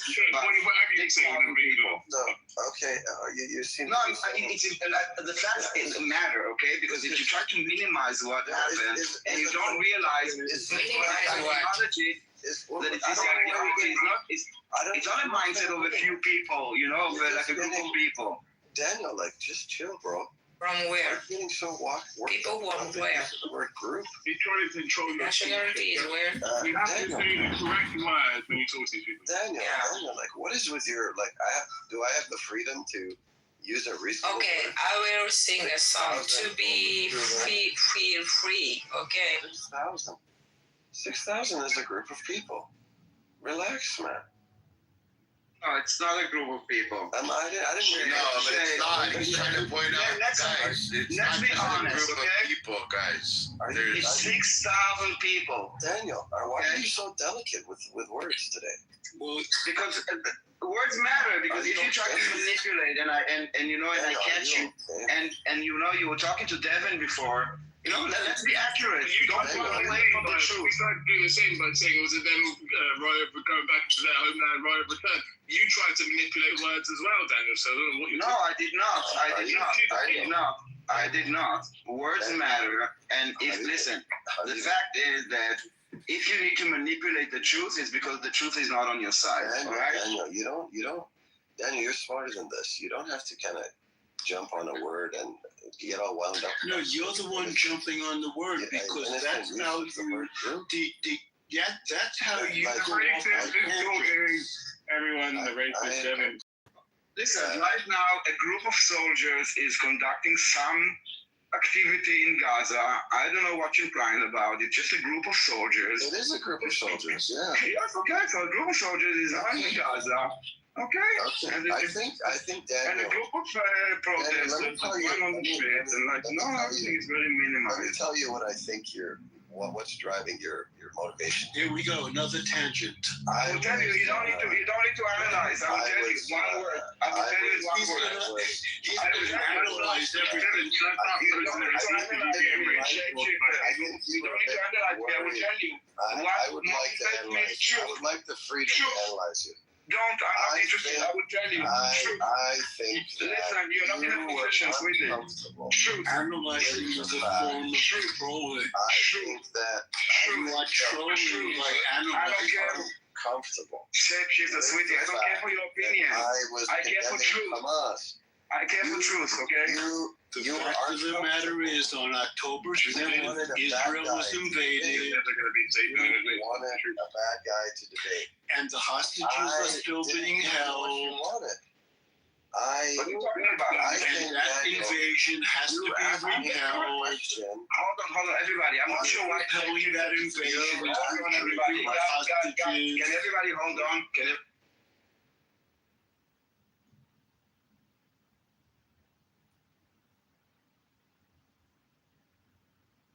Okay. I think, Daniel, you were uncomfortable with the fact that I condemned Hamas.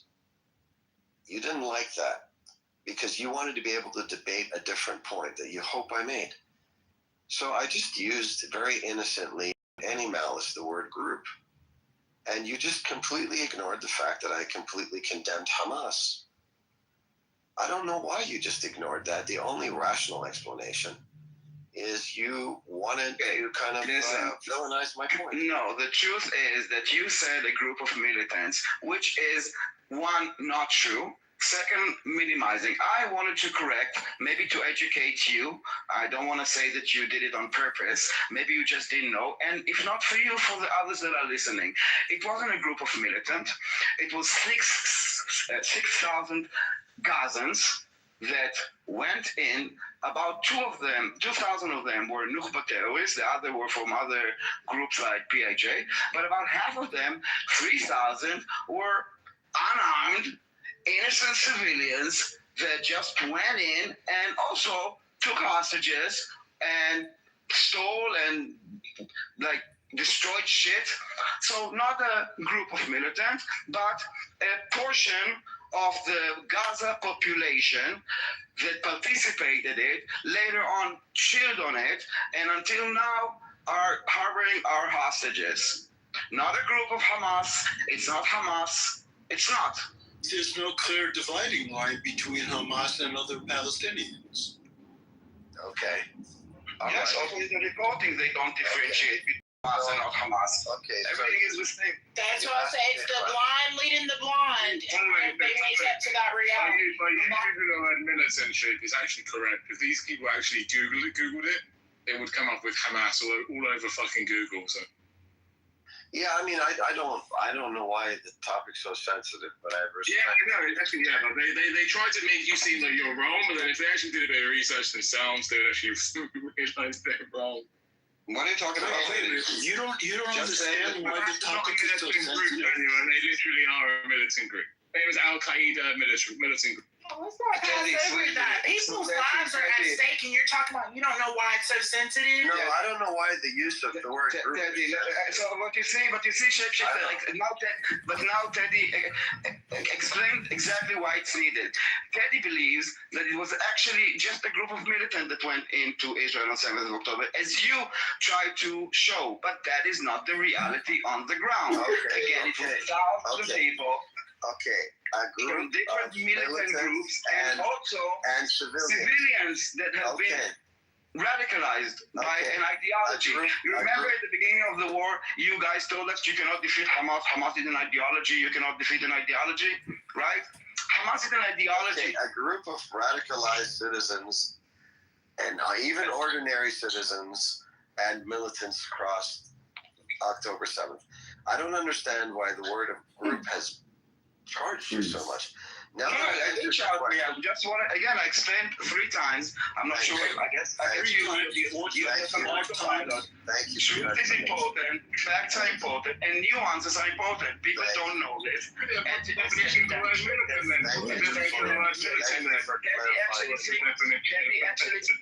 actually think that I'm wrong. You see? So this is why it's important. No, so this is why it's important for people like Daddy and for you.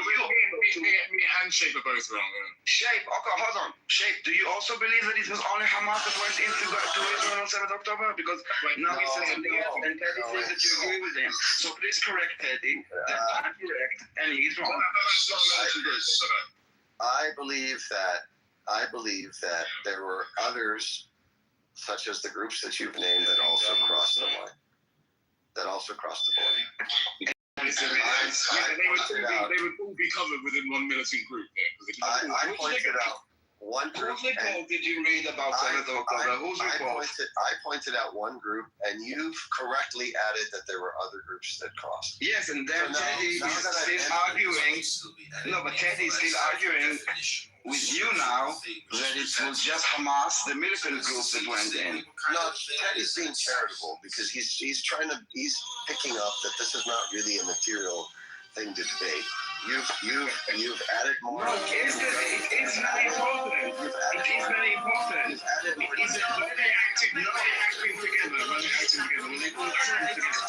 It's a very important distinction to understand. Now look up the definition of militant, and then they were all grouped together, and they were all acting as a militant group.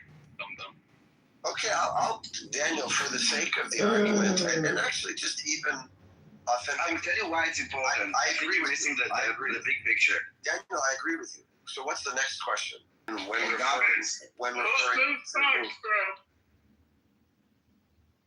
Did Hamas invade Israel or did Palestinians invade? There was no question there. That's what this is all about. These are tangents. This guy likes going off on tangents because he's trolling. He knows that there are reasons. Anyone should just go on your Twitter page. You fucking so close to shit there. Excuse me? Repeat. What are you saying? Go ahead, continue. Devin, yeah, I'll explain. He's pointing out your very troubling racist posts around random stuff like they're not racist. Black people dancing in Japan seems to bother you. I mean, so what about it? That seems to be a tangent. So you want to discuss? I mean, you want to discuss that. In your opinion, I don't know why. In your opinion, I don't know why. Let me quote you from one of your posts. You refer to black people as pests. Yes, I have. Devin, yes, I have. So Devin, what? I didn't really want You're to taking something out of context, and you're trying to. Hold on. A racist says racist things. What? I'll repeat it. A racist says racist. Dum-dum. Yeah, I believe, Devin, that you are racist, and no, I'm not. Yeah, but that's okay. You're entitled to your opinion. Yep. You're the racist opinion. This is par for the course. You mentioned the color of someone's skin, and then you say the word pet. For the top is you then. Go ahead. He then defends it. Like there's a moment where some introspection. I'm not even defending it. I'm saying the opposite. Do you hear what I'm saying? You're saying I'm racist. I'm saying I'm not racist. I'm not defending. I'm refuting 100%.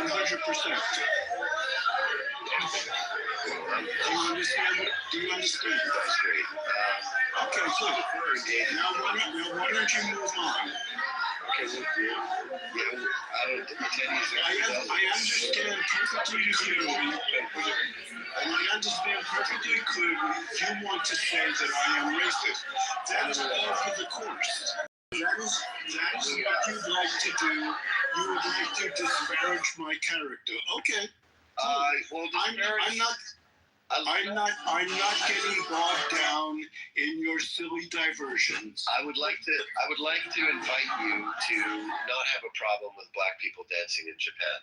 I would like to offer that you should probably examine yourself and your thoughts and ask yourself why you think the world needs to hear about your opinion of black people dancing in Japan.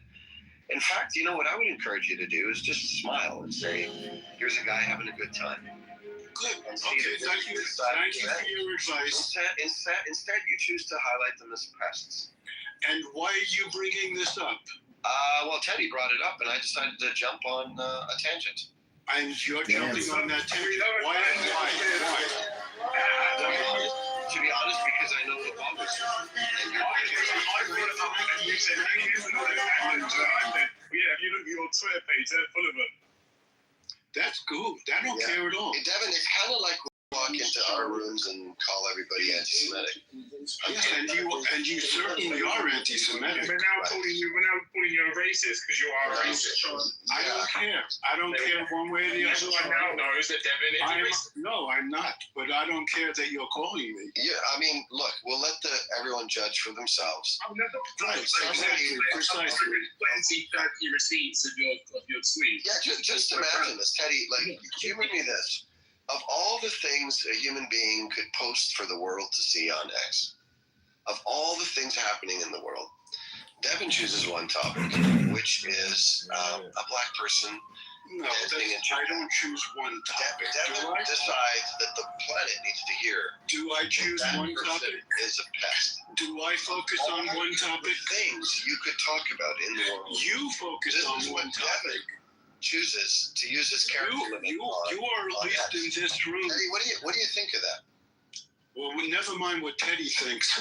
You are focused in this room on your anti-Semitic diatribe. What did I say that was anti-Semitic? Your entire thing is anti-Jew. You hate Jews. It's very simple. What did I say? Or what behavior have I been showing that suggests that? Well, first of all, you're trying to demonize the Jews in the Israeli-Palestinian conflict. Are you not? Did I ever say the Jews when referring to the conflict? It's the Jewish state. It's an 80% Jewish state. Only 20% is not Jewish. Yes. When you speak of anti-Israel, There's anti-Jew. That I have very dear Jewish friends on this earth.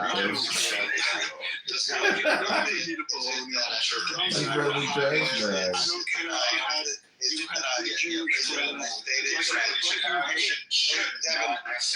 it that I condemn Hamas? Is that what you feel makes me Is it that I have dear Jewish friends on this app and not on the app? Is it that I've consistently condemned immoral acts done by Arabs? I've constantly been criticizing anti-Semitism that exists in Arab society. Is it one of those things? Which one of those things, Devin? You feel which one of those things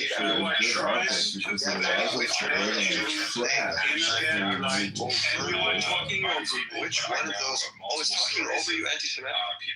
No, I'm just pointing out that you're talking over me. Okay, thank you, Devin. So there's three things that I've done in this room. First of all, condemned Hamas. Okay. Your mouth shapeshifter. Well, I am a shapeshifter. That's your name. You're just a shifty bastard. It is. Oh, it's the angry Scotsman. Listen to me. I've heard you in multiple spaces talking about Zios. And don't interrupt me. Don't interrupt me. The role of interrupting is just to prevent information. It's just the way Charles Kirk was. I'm gonna bring you up again, Shifter, when you have some common decency. Larry Hugginson, he's left. Of course he has. And you're 100% right, Evan. This piece of shit, and I'll say it, and I would have said it to his face as well, goes into rooms, talks about Zionists and the Zionists and the Zionists that. People have pointed this out to him before that he's talking about Jews. Most Zionists are Jews. The majority of Zionists in the world are Jews. This guy holds absolute remorse for Jews. I'm sorry.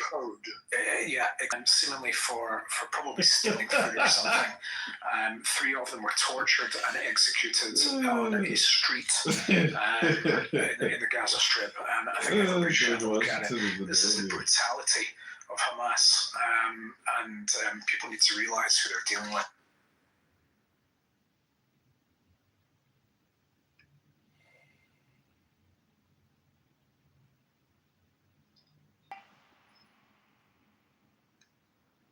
Thank you, Olive. Well, they won't even show their faces. Cowards. That's so funny, man. Today is about the Palestinians. It's not about Hamas. It's not about the IDF. Hamas are the Palestinians, you idiot. Hamas Wait, what makes today about the So Palestinians? now the Hamas are not Palestinians. That's interesting. No. The same way, Americans. Do you know what I mean? Even though all the NBA, they're all Americans, but all Americans are not in the NBA All-Star team. Do you know what I mean? So no, all the Palestinians are not Hamas. Do you know what I mean? So this day is about. No, I don't know what you mean. No, Palestinians are Hamas. Right, so I'll break it down. No, you don't need to break it down. I'm fine, thank you.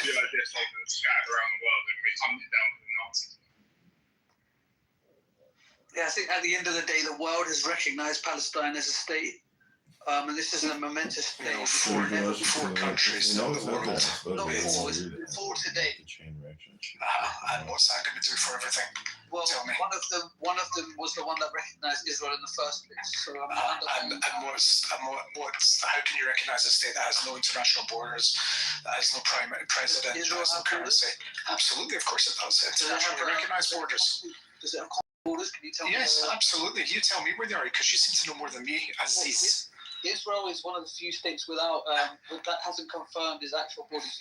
Oh, really? Is that right? Tell me. So how does that work then? So if I can just walk and like until So they have. I know a lot about borders. Tell me where Israel doesn't have borders. Honestly. Okay, so I just asked ChatGPT because I'm not an intellectual. Have you ever tried stand-up comedy? What are you afraid of? Have you ever tried stand-up comedy? Well, I'm about to have my first right now. Yeah. Oh, clearly you're good at it. ChatGPT is only good as the site said it scrapes. It's not a knowledge source. Can I read it out? At least just what it says. Obviously, we can dispute it off. It's only a robot, right? Probably not. It's not that clever, right? So look, this is what the robot says. Right? This is what the robot says. I asked the robot, does Israel have concrete, solid borders? It says, Israel doesn't have what we call solid, settled borders in the sense of a universally recognized fixed frontier. Its borders are a patchwork of armistice lines, security zones, and disputed territories.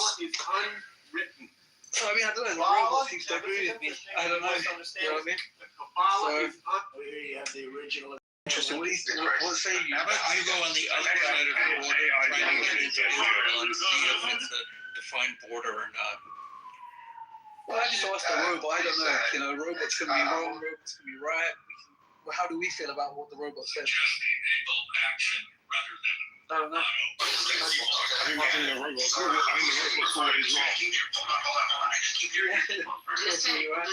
The robot. I don't want to say the robot's just scraping internet websites. So.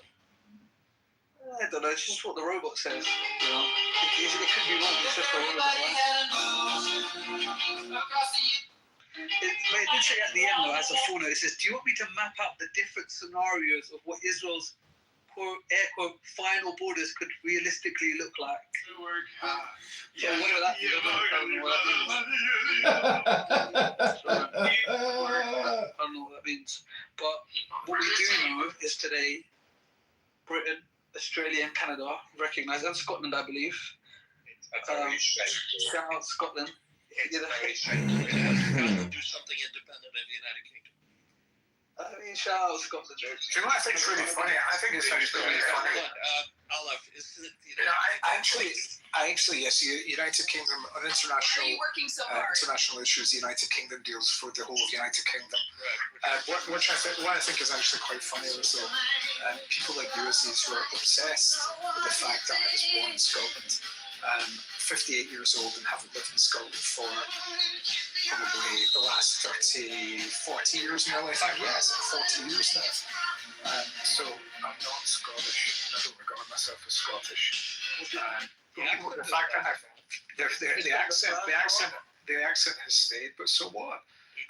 It's great. It makes no difference. You, on the other hand, Aziz, are obsessed with the fact that I'm from Scotland. You seem to think it's like, it bothers me when you say that I'm from Scotland. It doesn't bother me. Absolutely makes no difference to me whatsoever.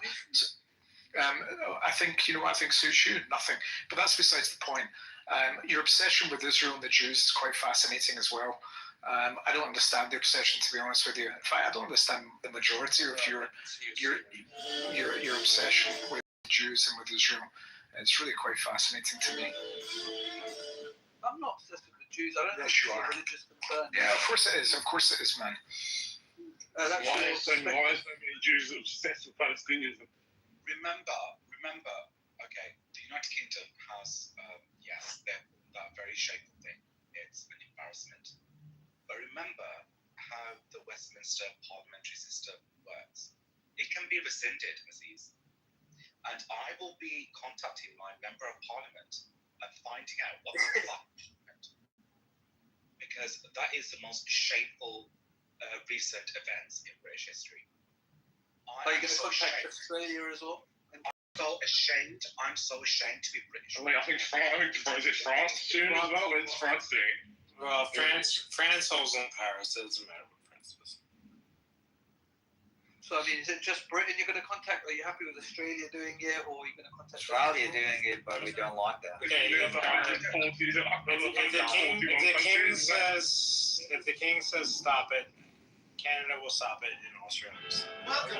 We are sick of Palestinian rallies here in Sydney or anywhere. We're just sick of those rallies. You jam the roads all the time. You're jamming the roads.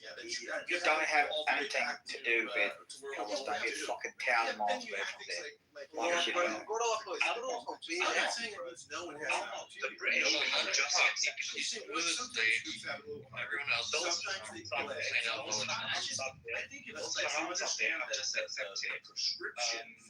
The Palestinians. It's a generational issue. Generational. This is a glorious, momentous day. We have to repair within black. Change anything. On paper, you can recognize as many countries as you can. It's moving in the right direction for the Palestinians. There's no direction.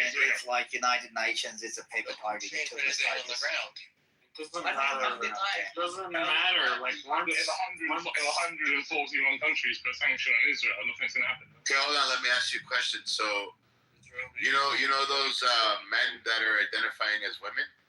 Has that changed anything? They're still men, right? Right. So these people that are identifying Palestine as a state, what the fuck is it gonna do? These are countries, brother. It's a big deal, man. So what? What's it gonna do? It's like when the UN says, like, they say, we have make a proclamation. Nobody cares what they say. It's just on that narrative you guys have, and they say, oh, Palestine, state of Palestine never existed. If it makes you happy, so be happy. But if it floats your boat, but on the ground you don't have anything. I mean, listen, we can say what we like. Undeniably, Israel was recognized by Britain, and now Palestine is recognized by Britain. You know what? Let's recognize the UK as a Palestinian state. Aziz, the difference is that Israel was de facto a country, and then when it was recognized, it became the country. Now with Palestine, it's a different thing. They basically say recognize a state that has no sovereignty, no borders, no nothing, and they also say only if Hamas will not rule over that country, while Hamas, if you do now polling within the Palestinian in Judea and Samaria and Gaza, get the majority of the votes. So it's a bit kind of like bizarre. Also, the pro-Palis always kind of claim, oh, Britain has no authority to decide who lives on this indigenous yet. And now they're like, oh my God, Britain is like so important that they acknowledge us. But it's relevant to you, of course, right? Because you. And the fact is, and this is what you understand. This is why I kind of did two things. There's de facto, right? And on de facto, it changes absolutely nothing. Even if anything, it kind of makes this thing even further away from reality, because the unilateral recognition, it will not work, okay? And using it as a leverage against Israel just kind of shows that it was never meant to work. But how can de facto is not a legal process? Like de facto is just by default, right? That doesn't mean. De facto is what's happening actually in reality. Oh yeah. You know the entire like thing about like If the UN says something, borders. nothing's signed. Listen. Israel, for example, now we have the Golan Heights. We control full Jerusalem. Now, not all countries recognize that the Golan Heights is ours. Not all countries recognize that Jerusalem is ours. Okay, for them, the Jura, meaning the legal status of Jerusalem, is that it's illegal or illegal, whatever they think. But de facto, the reality on the ground doesn't change. Even if the entire world will now decide that Israel, Tel Aviv should be renamed the Aziz City, they could call it, but in reality, on the ground here, it will not change anything. This is what I'm trying to. Reality, if not, I could be sitting, swinging on my chair, thinking I'm the president of the United States. If the world doesn't think I am, then I'm definitely not the president of the United States. No. It doesn't matter. No. It's kind of how things work. And No. Let's say you have. Let me give you. If you have a $1 billion in your bank account, but the world does not believe that you have, it doesn't matter. You still have $1 billion in your bank account. Got it? Because that is technically you do. That is the reality. No, because we don't recognize your money, right? We just don't. No. Your May I ask money you? doesn't validate. Okay, so basically, what's going to happen is Israel is able to defend the country. It doesn't matter what Hamas says. Did you bring home your new boyfriend to your husband? They can make whatever. Did you claim bring they home want. your new But boyfriend if to they your can't to your defend the child? country, then it doesn't matter. How's it going there in the home? Are you bringing peace? Or are you bringing chaos and wasting all your time on Clown House? You could be so much better than this, Danny. You're so much smarter than this. You could do so much more with your time. Yeah, but now You're so wrong. Now they have every right to attack Israel, though. That's the thing. Even the Muslim countries around them, they have every right to attack them, and they can't say they're terrorists anymore because they're recognized, right? It's a sovereign state. It's a sovereign state. Yeah, it's a sovereign state, so you have no say. They're not terrorists. Yeah, you have to respect their legality. So by that logic, Afghanistan was also a sovereign state. Didn't they bomb it for like 20 years? Right. Sovereignty doesn't mean anything. If somebody want to do it, they will do it. So what you're saying is, even if it's bad, You have to be strong to protect your So you sovereignty. don't mind That's being what the I'm bad. Yeah, where was the UN when there was Russia and the US attacking Afghanistan back in the day? But Where's you the know, UN back? Aziz, I'm not Muslim, I'm not Jew, but I'm gonna ask you some simple questions. When Muslims say that this place belongs to us, so it's coming from your I'm stamping that we were here before. By that logic, Jews predate you. My thing is not like who was here first, right? Because there were people here before the Jews were. Like Abraham came from Babylon. I don't care about that shit. What I think is, if you have a house somewhere, just don't kick me out because that's terrible. If you kick me out, let me back. If you don't let me back, No, that's not how things work. That's not how things work. well, if it doesn't work like that, Well, throughout history, I don't want to. what did the Romans do? What did the Greeks do? What did the Ottomans do? What did the British do? The French? They colonized. So Pakistan actually created because by kicking out the that's terrible, right? Okay, so by your logic, then we should give back every single house that was ever taken from every single place. No, but I'm asking you, what are you implying? Should we give? No, I'm using your logic. You said the people that were kicked out should we go back in. So that means the U.S. should come out, and the Native Americans can own this land. Correct? Due to the fact that Israel, But you made up an arbitrary. You made up an arbitrary year. You said anything after 1948 counts. Everything before 1948 doesn't count. So that means every single person that had land taken away from them, therefore, to give it back. Well, it's not arbitrary, David. The country sat around. Okay, but you're making that arbitrary date. There was World War II, and after that, they sat around and faced each other as diplomats and looked at each other in the eyes and said, "Okay." Why are we even, guys? Hold on. Why are we even talking about before? About 80 years ago, 100 years ago, 1,000 years ago. This is what trolls. No, hold on. Then I have the mic. So why are we talking about October 7th? And how could the world how could anybody normal in the world even feel sorry for the Zach Palestinians. How Adams was could correct when he kept talking how about young could they? white It's males because they straight only hate shooters. Israel. Turns How out could it was the anybody footage with a from heart his feel other sorry for boys. any Palestinian? Brain rot is real No, trauma. oh, shut the Living fuck up. city After what happened, after prostituting watching themselves these on Hinge and videos, Bumble. after watching the brutality, the little 5-year-old, that his whole family got murdered. He was in the town in Gaza City where all of the citizens, the elders, the kids were taunting and laughing at him. How could anybody feel sorry for the brutality and the horrific acts and then see the way? Okay, this is President Trump's house. This is Matt Cool's room. We are Charlie Kirk live stream. Ann is live streaming it up. Charlie was not silenced. His movement is only beginning. The voices of millions globally have been awakened, furthering his cause and mission far beyond anyone's comprehension. We won't cower in fear.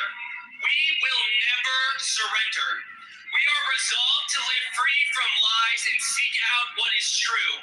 We will respectfully, boldly challenge what is accepted by culture in order to seek out what is true and acceptable to God Almighty alone. That was Charlie Kirk.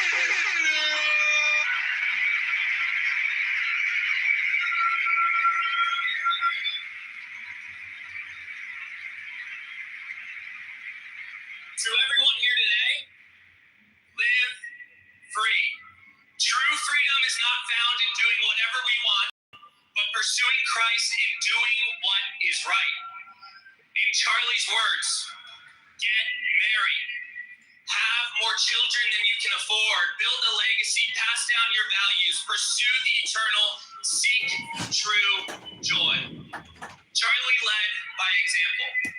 It's not only seen in the incredible wife, Erica Kirk, his 2 beautiful children, the legacy he built, his values, his love of God, and true joy he found in his Savior, Jesus Christ, but in countless people, especially young people like Elizabeth. Danny is a young Jewish woman with some marital problems at home. You got no peace in the home because you're not bringing wisdom into the home. You're bringing mind virus into the home, and your husband's bringing mind virus into the home. Pick up the Tanya, read the Tanya, 60-second clips, read it here on Clubhouse, and you'll eliminate the brain rot inside of you. And you'll have more peace in your home. And you'll bring intelligence back into your home. And you'll bring beauty back into your home. Oh, Mama, welcome to the room.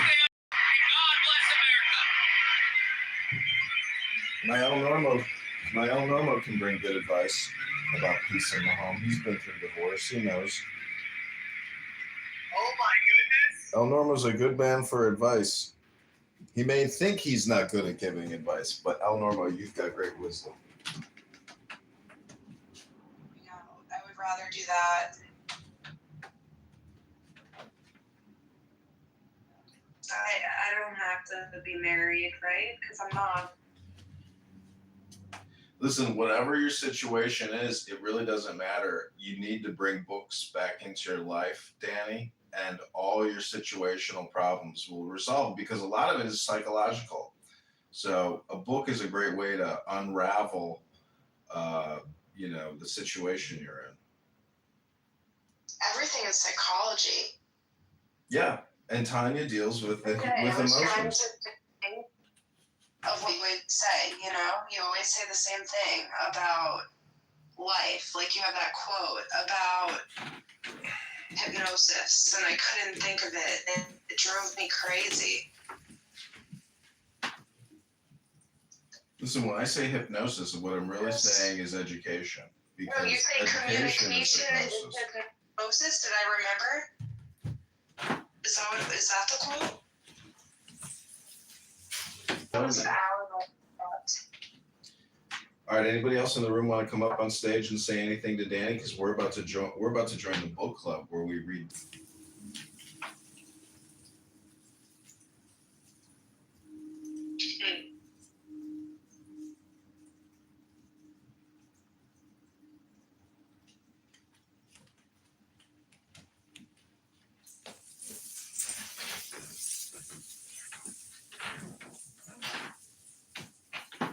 Okay, going back to our regularly scheduled programming. So, anyways, we work 24/7. He would tell every supporter of ours between me and him, we were a team that was never off the clock, a team that day had accomplished. It was like this every day: work, report, and wait to see my text messages to Charlie flip from delivered to read as soon as he woke up on the East Coast, so we can be firing away feedback, thoughts, and a flurry of brilliant Charlie Kirk ideas as soon as he opened his eyes. I'm not kidding you, this was every single day. And all it takes is two dudes to dream up big stuff and talk each other into really insane ideas, which Charlie and I did often to one another. We would go back and forth with those ideas, perfecting them, turning into bigger, more insane. Sacrifice. What's that? Stop the child sacrifice. I know that's not exactly it. I said, hang on, Aziz. International terrorism. What I said is that Hamas is sacrificing their children. Hang on. Well, you should, because we're fighting a war with them. Britain doesn't So think. I said, hang on, Aziz. Hang on, Aziz. Calmly, don't get all freaked out. I can see how frightened you are because you get faster and faster when you talk. You stop catching your breath gets shallow. I can hear it. So statement number one, I know sometimes the facts are hard to hear. I don't blame you. I said, well, I live in England. We don't agree. Calmly, Aziz. Don't freak out, man. This is just talk. Don't lose your shit. So you're going to have to change your underwear. I said Hamas is sacrificing their children, didn't I? Change my diaper. Say that? I said Hamas is sacrificing their children and that we're going to stop them. Did you hear that part? Or did you miss it? So wait. Did you hear that part, Aziz? Aziz, calmly. Don't freak out like a little. No, I have questions. Did you hear that part first? No, yeah, I did. You love speaking, so I want to ask. Hang on, calmly. No, we're hanging on. Hang on, Aziz. Hang on, Aziz. What are we hanging on? You hear me say, hang on, Aziz. Don't get all like the. You sound terrified. You're all quivery now. You sound You're all quivery, and it's a little bit embarrassing as a man to see another man peeing in his old underwear he hasn't changed in a week. So I said Hamas is sacrificing their children. Now, where's the evidence of that? Well, the woman that you just mentioned, a little girl. Hang on, Aziz. Aziz, hang on. Is it an old interrupting a lot? I guess because this stuff is hard to hear. And I don't blame you. It's hard to hear. But if they were sacrificing their children, they could have allowed the children into the tunnels, couldn't they have? Wouldn't that have saved that Habiba's life? If she had been allowed to take shelter in a tunnel, because she's a civilian non-combatant. But how did she get killed? Hamas hid behind her, didn't they, Aziz? So who's responsible for sacrificing their children? That would be Hamas, wouldn't it be, Aziz? Right? 500 kilometers of tunnels? And no children allowed down there? Not one? Is that outrageous? No civilians allowed down there? Not one? Is that not outrageous? So let's compare and contrast. In Israel, Arab, Israeli, Jew, Baha'i, Yazidi, Samaritan, Druze, everybody is allowed into the safe rooms. In Gaza, nobody is allowed into the safe rooms. How do you explain that, Aziz? Put your answer in the chat. Go ahead. Oh, He's still here. He just left. He freaked out? Oh, he just flipped off. This stuff is tough to hear. I don't blame him. He's like The truth is that Australia actually recognized it. They did. On 21st September. They did, and Canada. What is this now? What are you saying now about Australia and Canada? They recognize Palestine as a state, but I also know a kid. I also know a kid. 100%. I know a kid in my daughter's school that she considers herself a cat, and the school recognizes her one.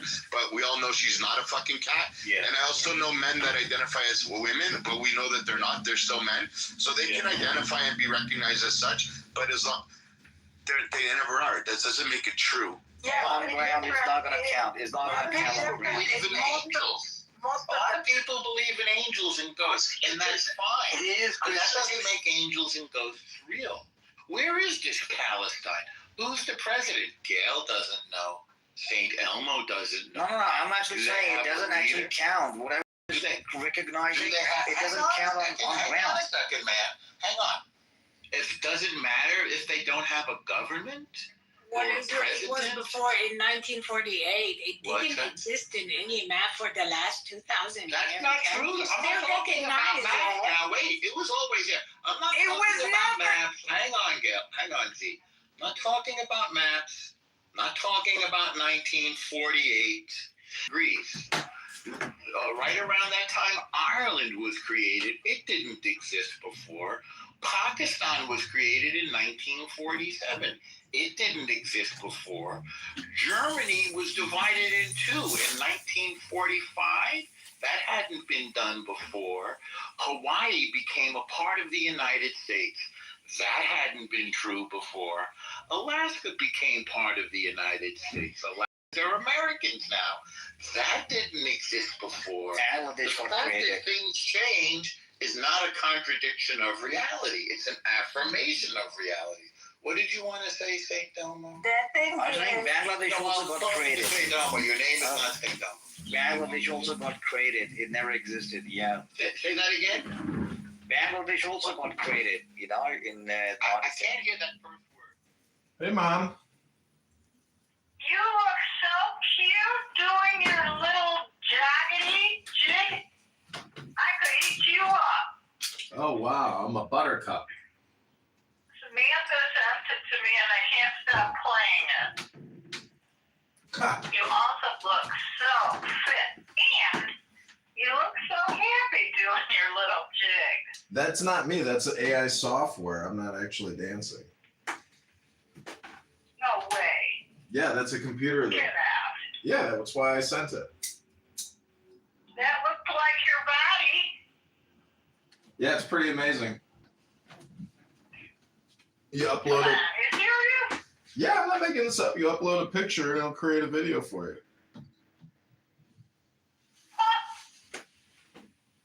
I just made a big bucket of chicken soup. Wish you were here. Get all that I felt like bone chicken marrow. soup. Ball is in the air. There was chickens at the store, and they were the one that I picked up was dated today. So the butcher was right there loading the cases, and I said, "What do you say you discount this chicken that goes bad by tomorrow?" "Certainly," he says. He says, "How much would you like to pay for it?" So I said, it's $10. I'll pay $6. He says, "You got it." How do you like that? Deals. Deals and deals. I have noticed that they're not like sticking stickers on stuff saying special or something like that. They're not notifying people that stuff is dated. They want you to walk out with it. So you gotta be careful that way. So I went to this great big dance. Albuquerque had an outdoor international music festival last night, and this one woman who was from Brazil, she wanted to wind up a crowd, and she said that every 23 minutes in Brazil, a Brazilian gets killed. She wants to get into the U.S. I'm like, I don't want you here. Check you out. She was a lesbian. She admits to being a lesbian. But what a forceful bitch. Well, she was a musician? She seemed dangerous to me. She was a musician? Yeah, good one too. Oh. Very good. Good singer. She was the only, there was only 3 players. One was a came from Albuquerque and, rounded out her little trio. But she's the only one that got people up dancing. The other band didn't sing. They just played these really cool electric, it was like a big bowl with strings. Something I'd never seen before. Anyway, it was nice. My neighbor and I went together. He's the same age as I am. One month younger. And real fit guy. Hey, that body on your AI had you looking real fit. Mom, it's a video, okay? But I gotta get to work and get to the gym. So what else is important that you want to talk about? Just wanted to also remind you and extend, if you still wanted to come just for a couple of days, Farron's coming now for 2 days. Maybe you want to come. Well, I would just put that as a tentative I got a ticket no. for you. Oh, I know. I'm just telling you that as of now, it's a tentative no. I just can't logistically do it, so I would have to mark me down as a no on that RSVP note. I apologize. Okay. But I will say that for Thanksgiving or Christmas, that would probably be when I'd be able to fly down there. It would probably just be you and I then, because Sam, I know, is having her mother-in-law and her husband and the kids are going to the Ellensburg. What the hell was that? Going to the Ellensburg house. So you would just be here with me, which would be fine. You might not want to do that, but I'd be happy to have you here. Yeah, that's probably when I'd be able to do it. That's the worst time in the world to travel, Dan. Well, I don't know. Christmas and Thanksgiving in Albuquerque is pretty nice. I'd be happy to get out of Chicago. Well, that's true. I've never forgot that stinking trip we went to San Diego and couldn't get back, or I couldn't get back for 2 days. Mm-hmm. That was frightening. Yeah, traveling can cause increased stress levels. Big What do you time. think of Trump putting that $100,000 entry fee for foreign countries coming over here to work? Yeah, You like good. it? Yeah, good. Tax them because these nations are getting away with tax evasion. Right. I love that. That was a good one. And today's a big memorial. You might find it on Live Now. Trump attended Arizona Memorial for Charlie Kirk. Mm-hmm. That guy was a real inspiration to the young people to motivate their thinking one way or the other. He gave them platform information to study their own opinions. And that was very valuable to have a person willing to do that to help our college students out. I feel very bad about that. How do you feel? Yeah, he was murdered by a deranged, brain rotted out young person who, I think it's directly because of cell phones and all these platforms that can brainwash you. I thank God. Researching the darkest caverns they can go. Yeah, people. That's radicalizing a lot of these kids. The parents started them out with cell phones. Look at the age range who are committing all this deliberate issues.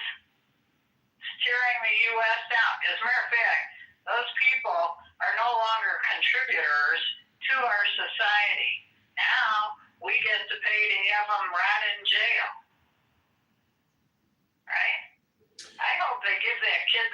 penalty to finally waken. Maybe it'll be a wake-up call. Cell phones and the information that people are consuming on them. There's all these apps, like, you probably don't know what these companies are, but the young kid who shot Charlie Kirk was radicalized on an app called Discord. Yeah, saw that. Yeah, also Telegram. So there's just a lot of extremist groups on those apps on the left and the right.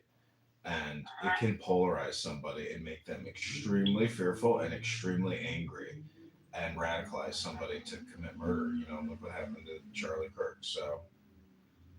Yeah. Did you see that his weapon was an antique? Yeah. I wonder where he got his hands on that. It was his parents grandfather's. probably know. It was his grandfather's. Oh, was it? Yeah, he kept writing in text messages to his gay lover boy back at home saying, I don't know how I'm going to explain this to my father. Oh, he's good. I don't know how to explain this to dad, you know, because, like, he's just a kid, you know? And, but he knew he was screwed because, you know, he lost the gun. So his dad and his grandfather had known it was him. Well, what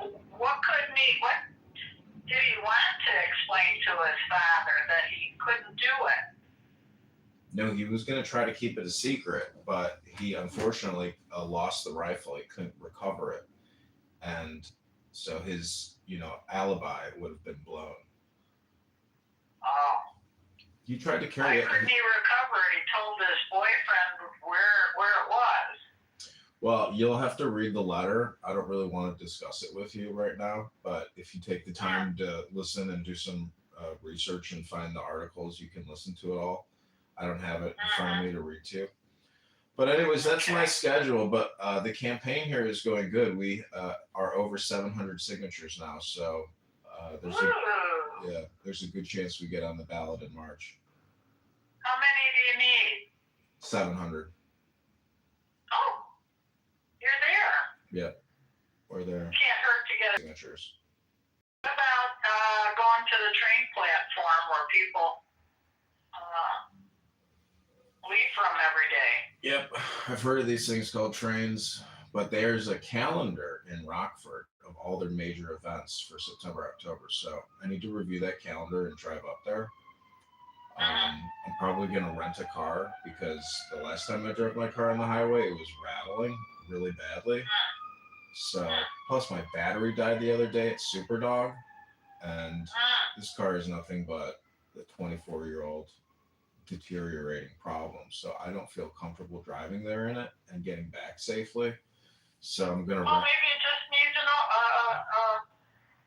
total look over, you know? Yeah, I've had new brakes put on, I had new tires put on, and I told the guy, he's like, your tires probably aren't secure enough, you know, so I need to bring it back in. But for me, I just want to do like a 24-hour trip, so I can rent a car for 2 days, get a hotel room or an Airbnb, and myself, I can get 100 signatures, and I have to pick up the petitions from the girl that I've been paying who's been working for me. And she's going to Minnesota on Tuesday, Wednesday. So I want to get there tomorrow before she goes on her trip, because who knows, maybe I'll never see her again and not get the petitions that she's worked so hard to get. So, yeah. Okay, I'll let you concentrate.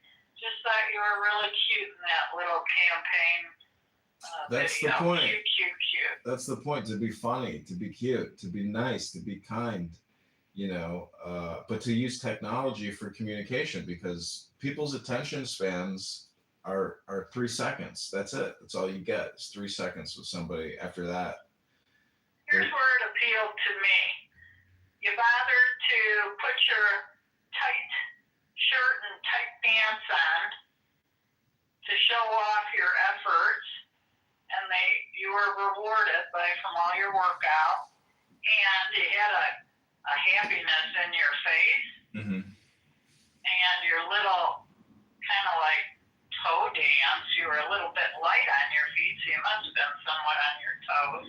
you know, it's a video that I didn't actually do that, right? You know, I've already told you, it's a picture. You upload a picture, and then it creates a video. So that's not me dancing. That is an AI video. Watch it again closely and you'll say, you know what? That is obviously not him. That is a video creation done by a computer at Google. Well, you're done change your happiness on your face. I get it. I was charmed by the background at least. It's a little bit like my background, but I can send you the picture that I used to create that video.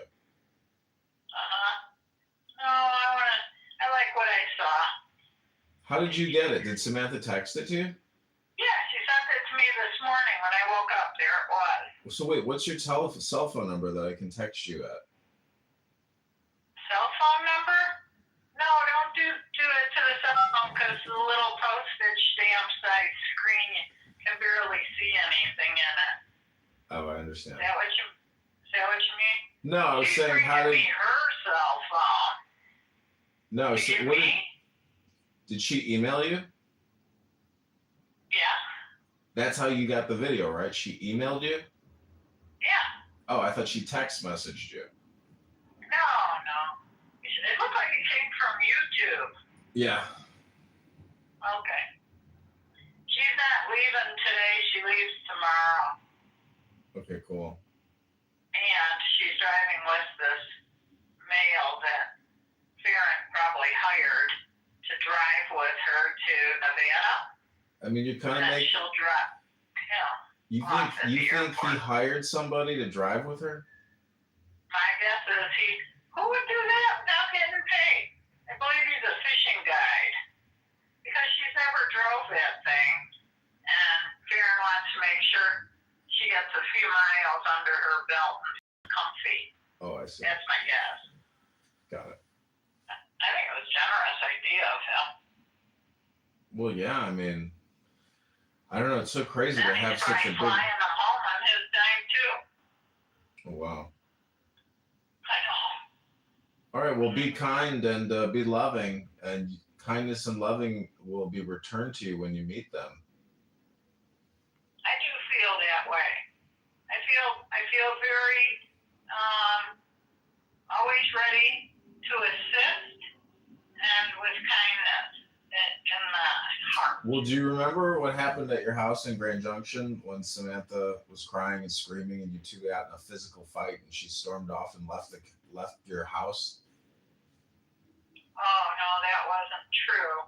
That was Shlomo. Samantha was engaged with Shlomo's anger.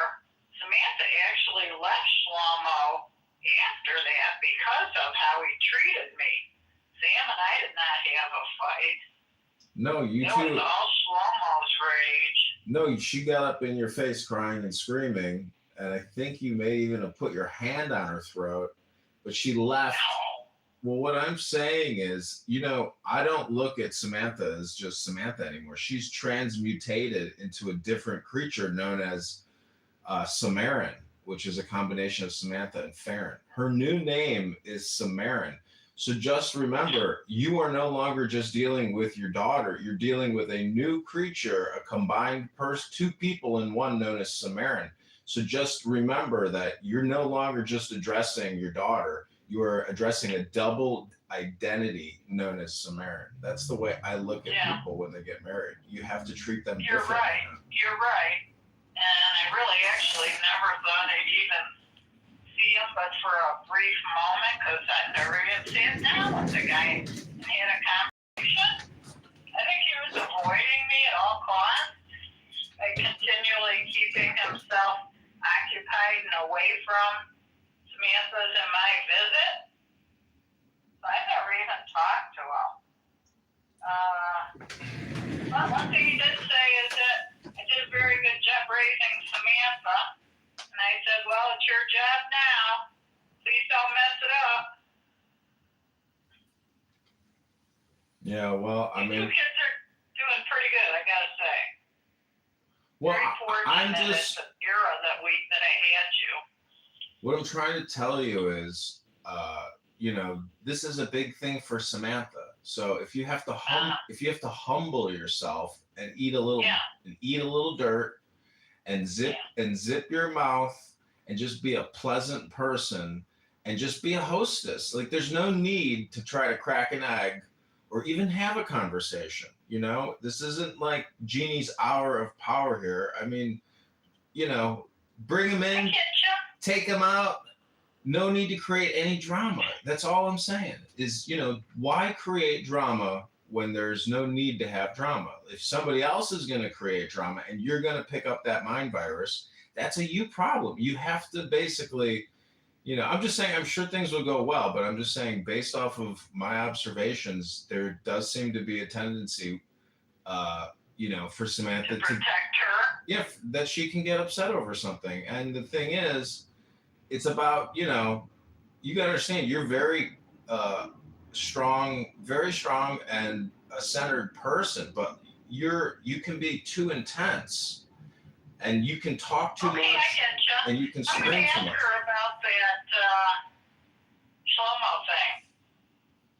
Yeah, you can bring it up. She might look back on it now and say, yeah, that was a me problem and I'm sorry that I got so upset with you. But, you know, she was... I'm not looking for any apologies, but I do remember when she got back to LA, she broke up with him because of that incident. Well, it's not just that incident. It was because of his control and manipulation.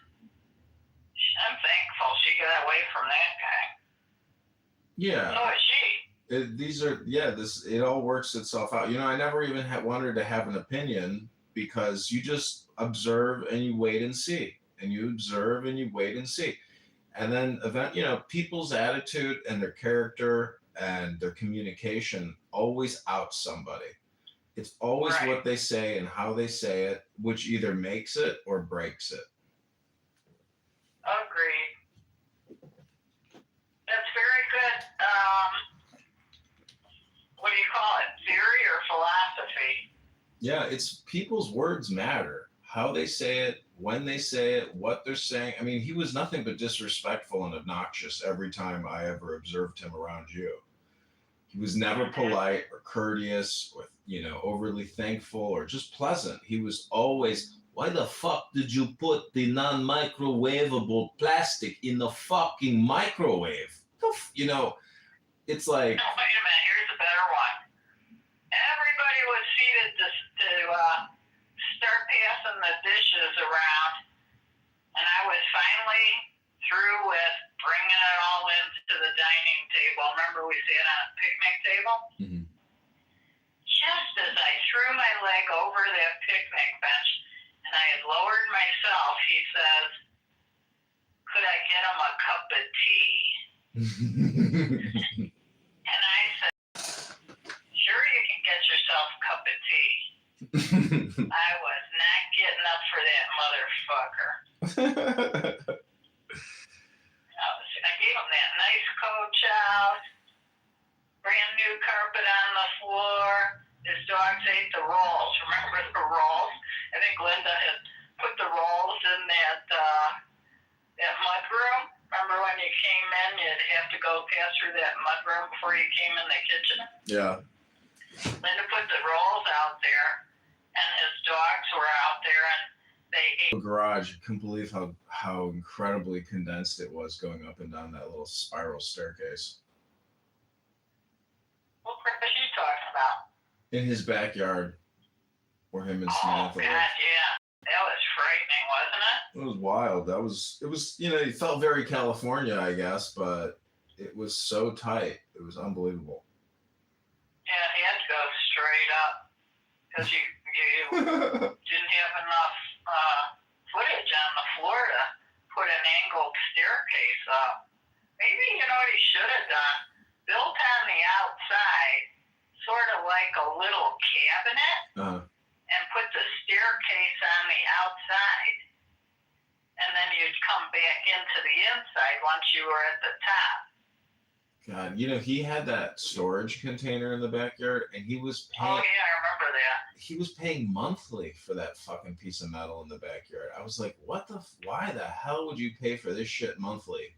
Are you know, some people are really, you know, they love the tools. I don't know.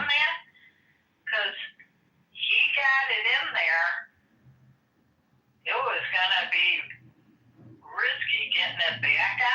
Yeah. Remember how tight that alley turn was? Yeah. And it's possible he was holding out till they would sell it to him. Because it was ideal to keep it. Yeah, 100%. He could have used it as a garage, too. He could have taken the doors off on the inside of the yard and closed them at the back side of the yard, put a roll-down door on that. Would have made a nice little, no, it wasn't little, was it? It was big. Well, anyways, enough about the past. Anything else you want to talk about that's important? No, just pretend you're throwing your arms around me and let me melt inside your chest. My little buttercup. Thank you. All right. My big buttercup. Okay, thanks, Mom. Love you. Have a great Saturday. Or what is it, Sunday or Saturday now? Sunday. Yeah. Yep. Okay, gotta go to UPS and send the box back. Okay. Have a good afternoon. I'll talk to you soon. Bye, Johnny. Okay, bye. Love you. Love you too. Bye. Bye. My little buttercup. Oh, little buttercup. Oh, little buttercup.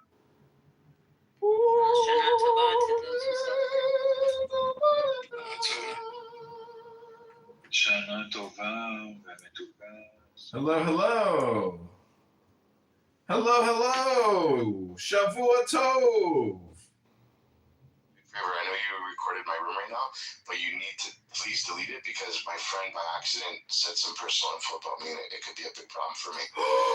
Well, I'm not actually recording the audio of the room. I'm just recording the video of the room, so you don't have to worry about it. Okay, perfect. Thank you. You're welcome. Bye. No problem. Okay. Like Somalis, we'd like to have a room open for him. That'd be great because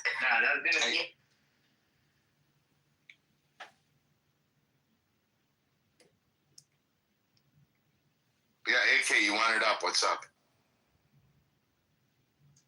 Yeah, I just wanted to. I have ADHD, so I just like being able to speak. You just like being able to speak? Yeah. What do you want to speak about? Nothing yet. I'm just waiting for some dialogue. Oh, you just want to have a chance to speak? Okay. Yeah. Like just if I have if we're quick at, then that's fine. I get it.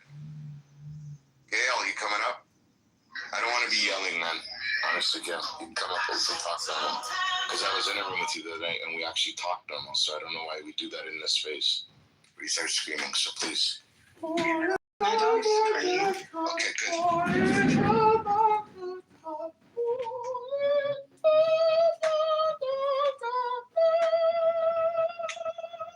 How's everybody's day going so far? As we think about the loss of our friend and partner, Charlie Kirk.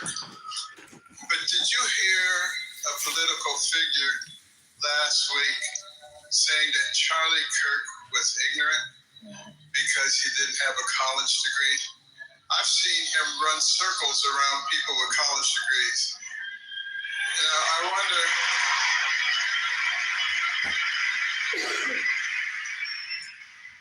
if that political figure realizes that most of learning in life comes outside the classroom. And I am delighted to see the young people of our land merging with the older people like me and moving in the same direction and understanding that our nation was founded upon the kind of principles that allowed us to rise from nothing. Ready to stop stressing about your roof for good? Including our Judeo-Christian beliefs, that our... No, but what was her point to Charlie?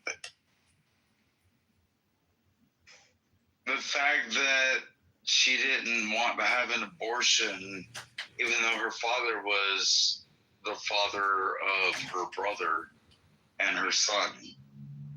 Mm-hmm. Yeah, that was one of the.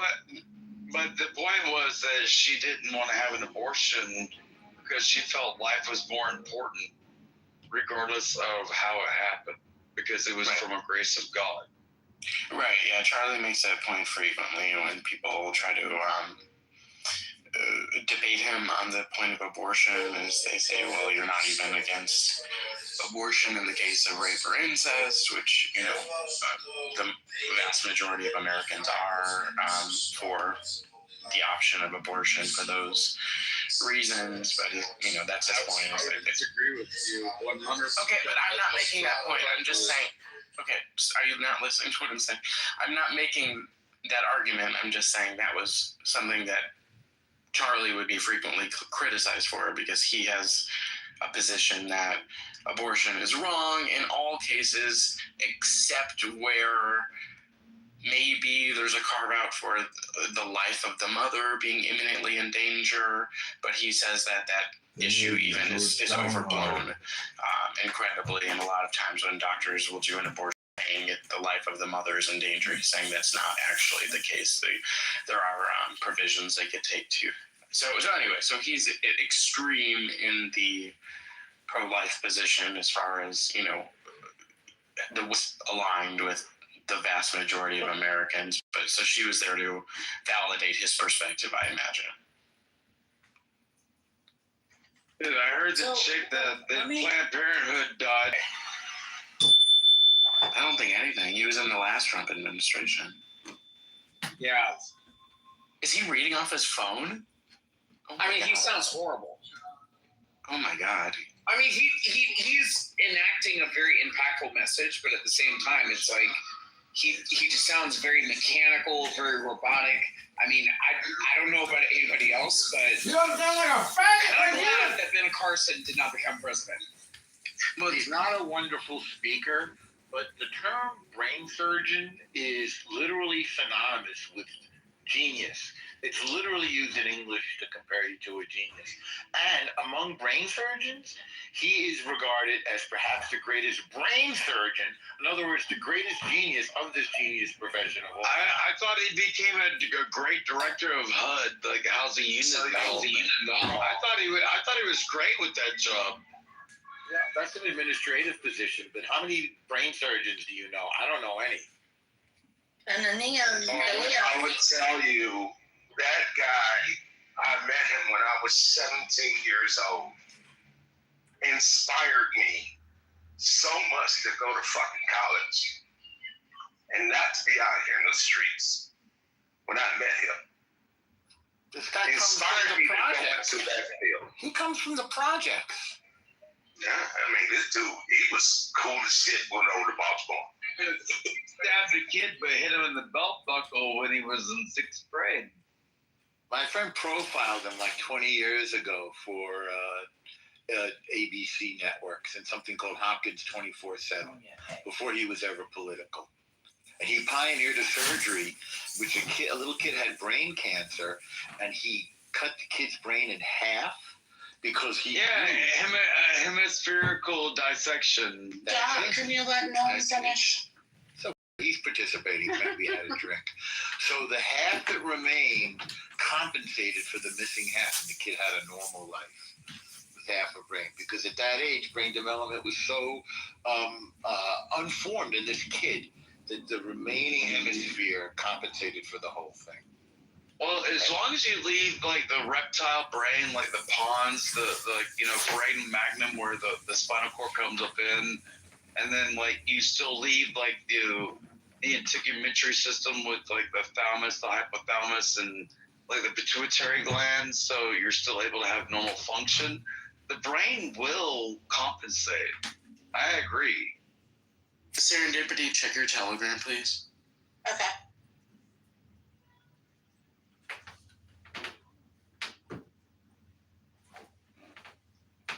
Anna Polina Luna, she's a congresswoman.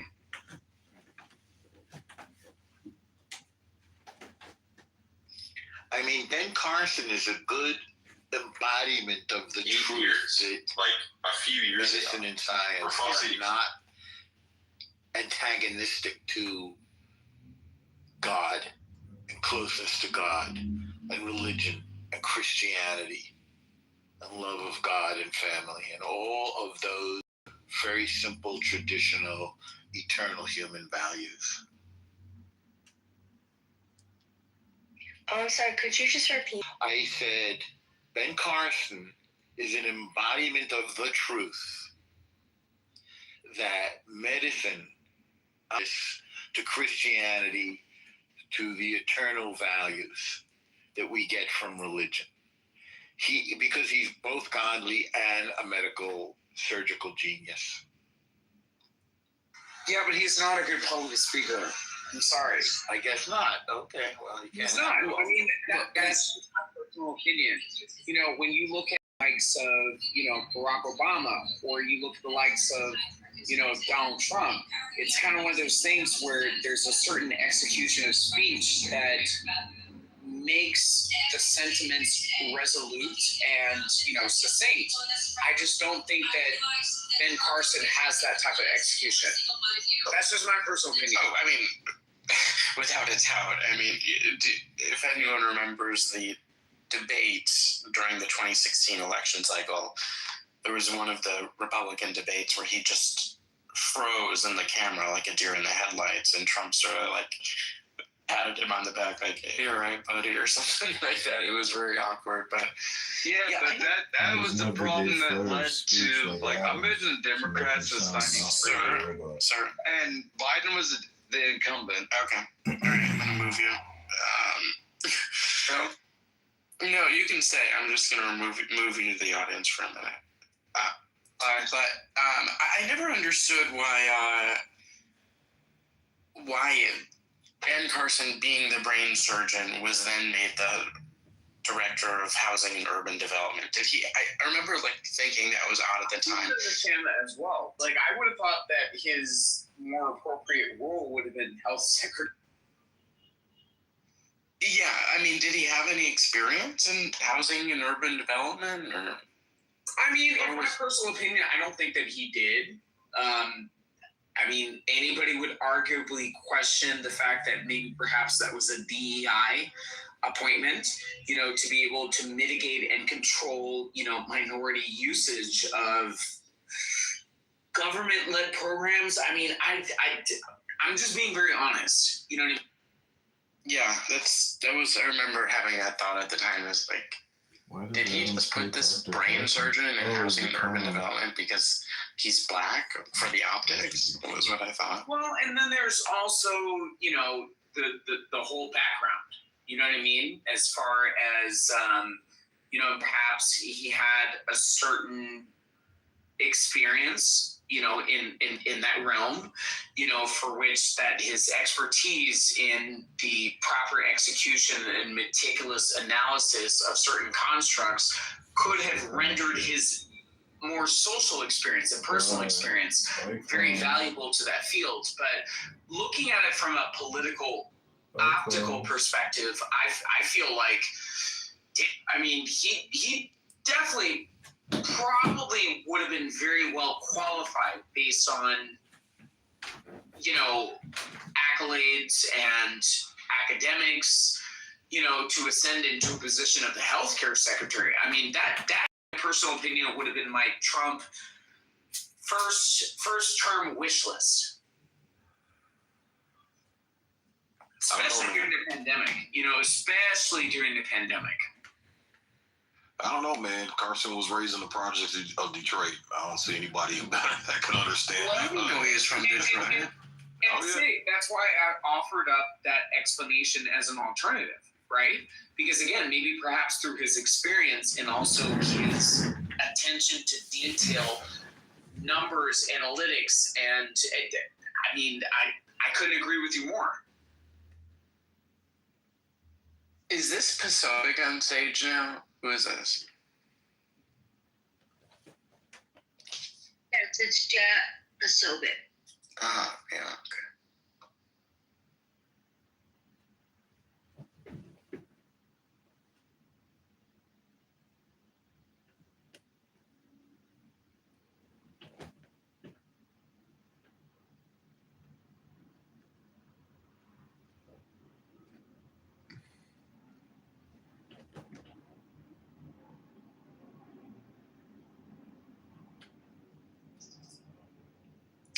Okay, since the stage is quiet, who asked the question about what impact Charlie Kirk had on us individually?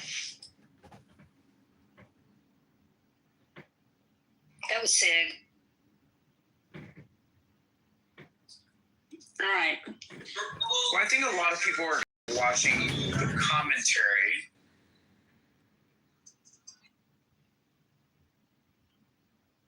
How did he impact you, Serendipity?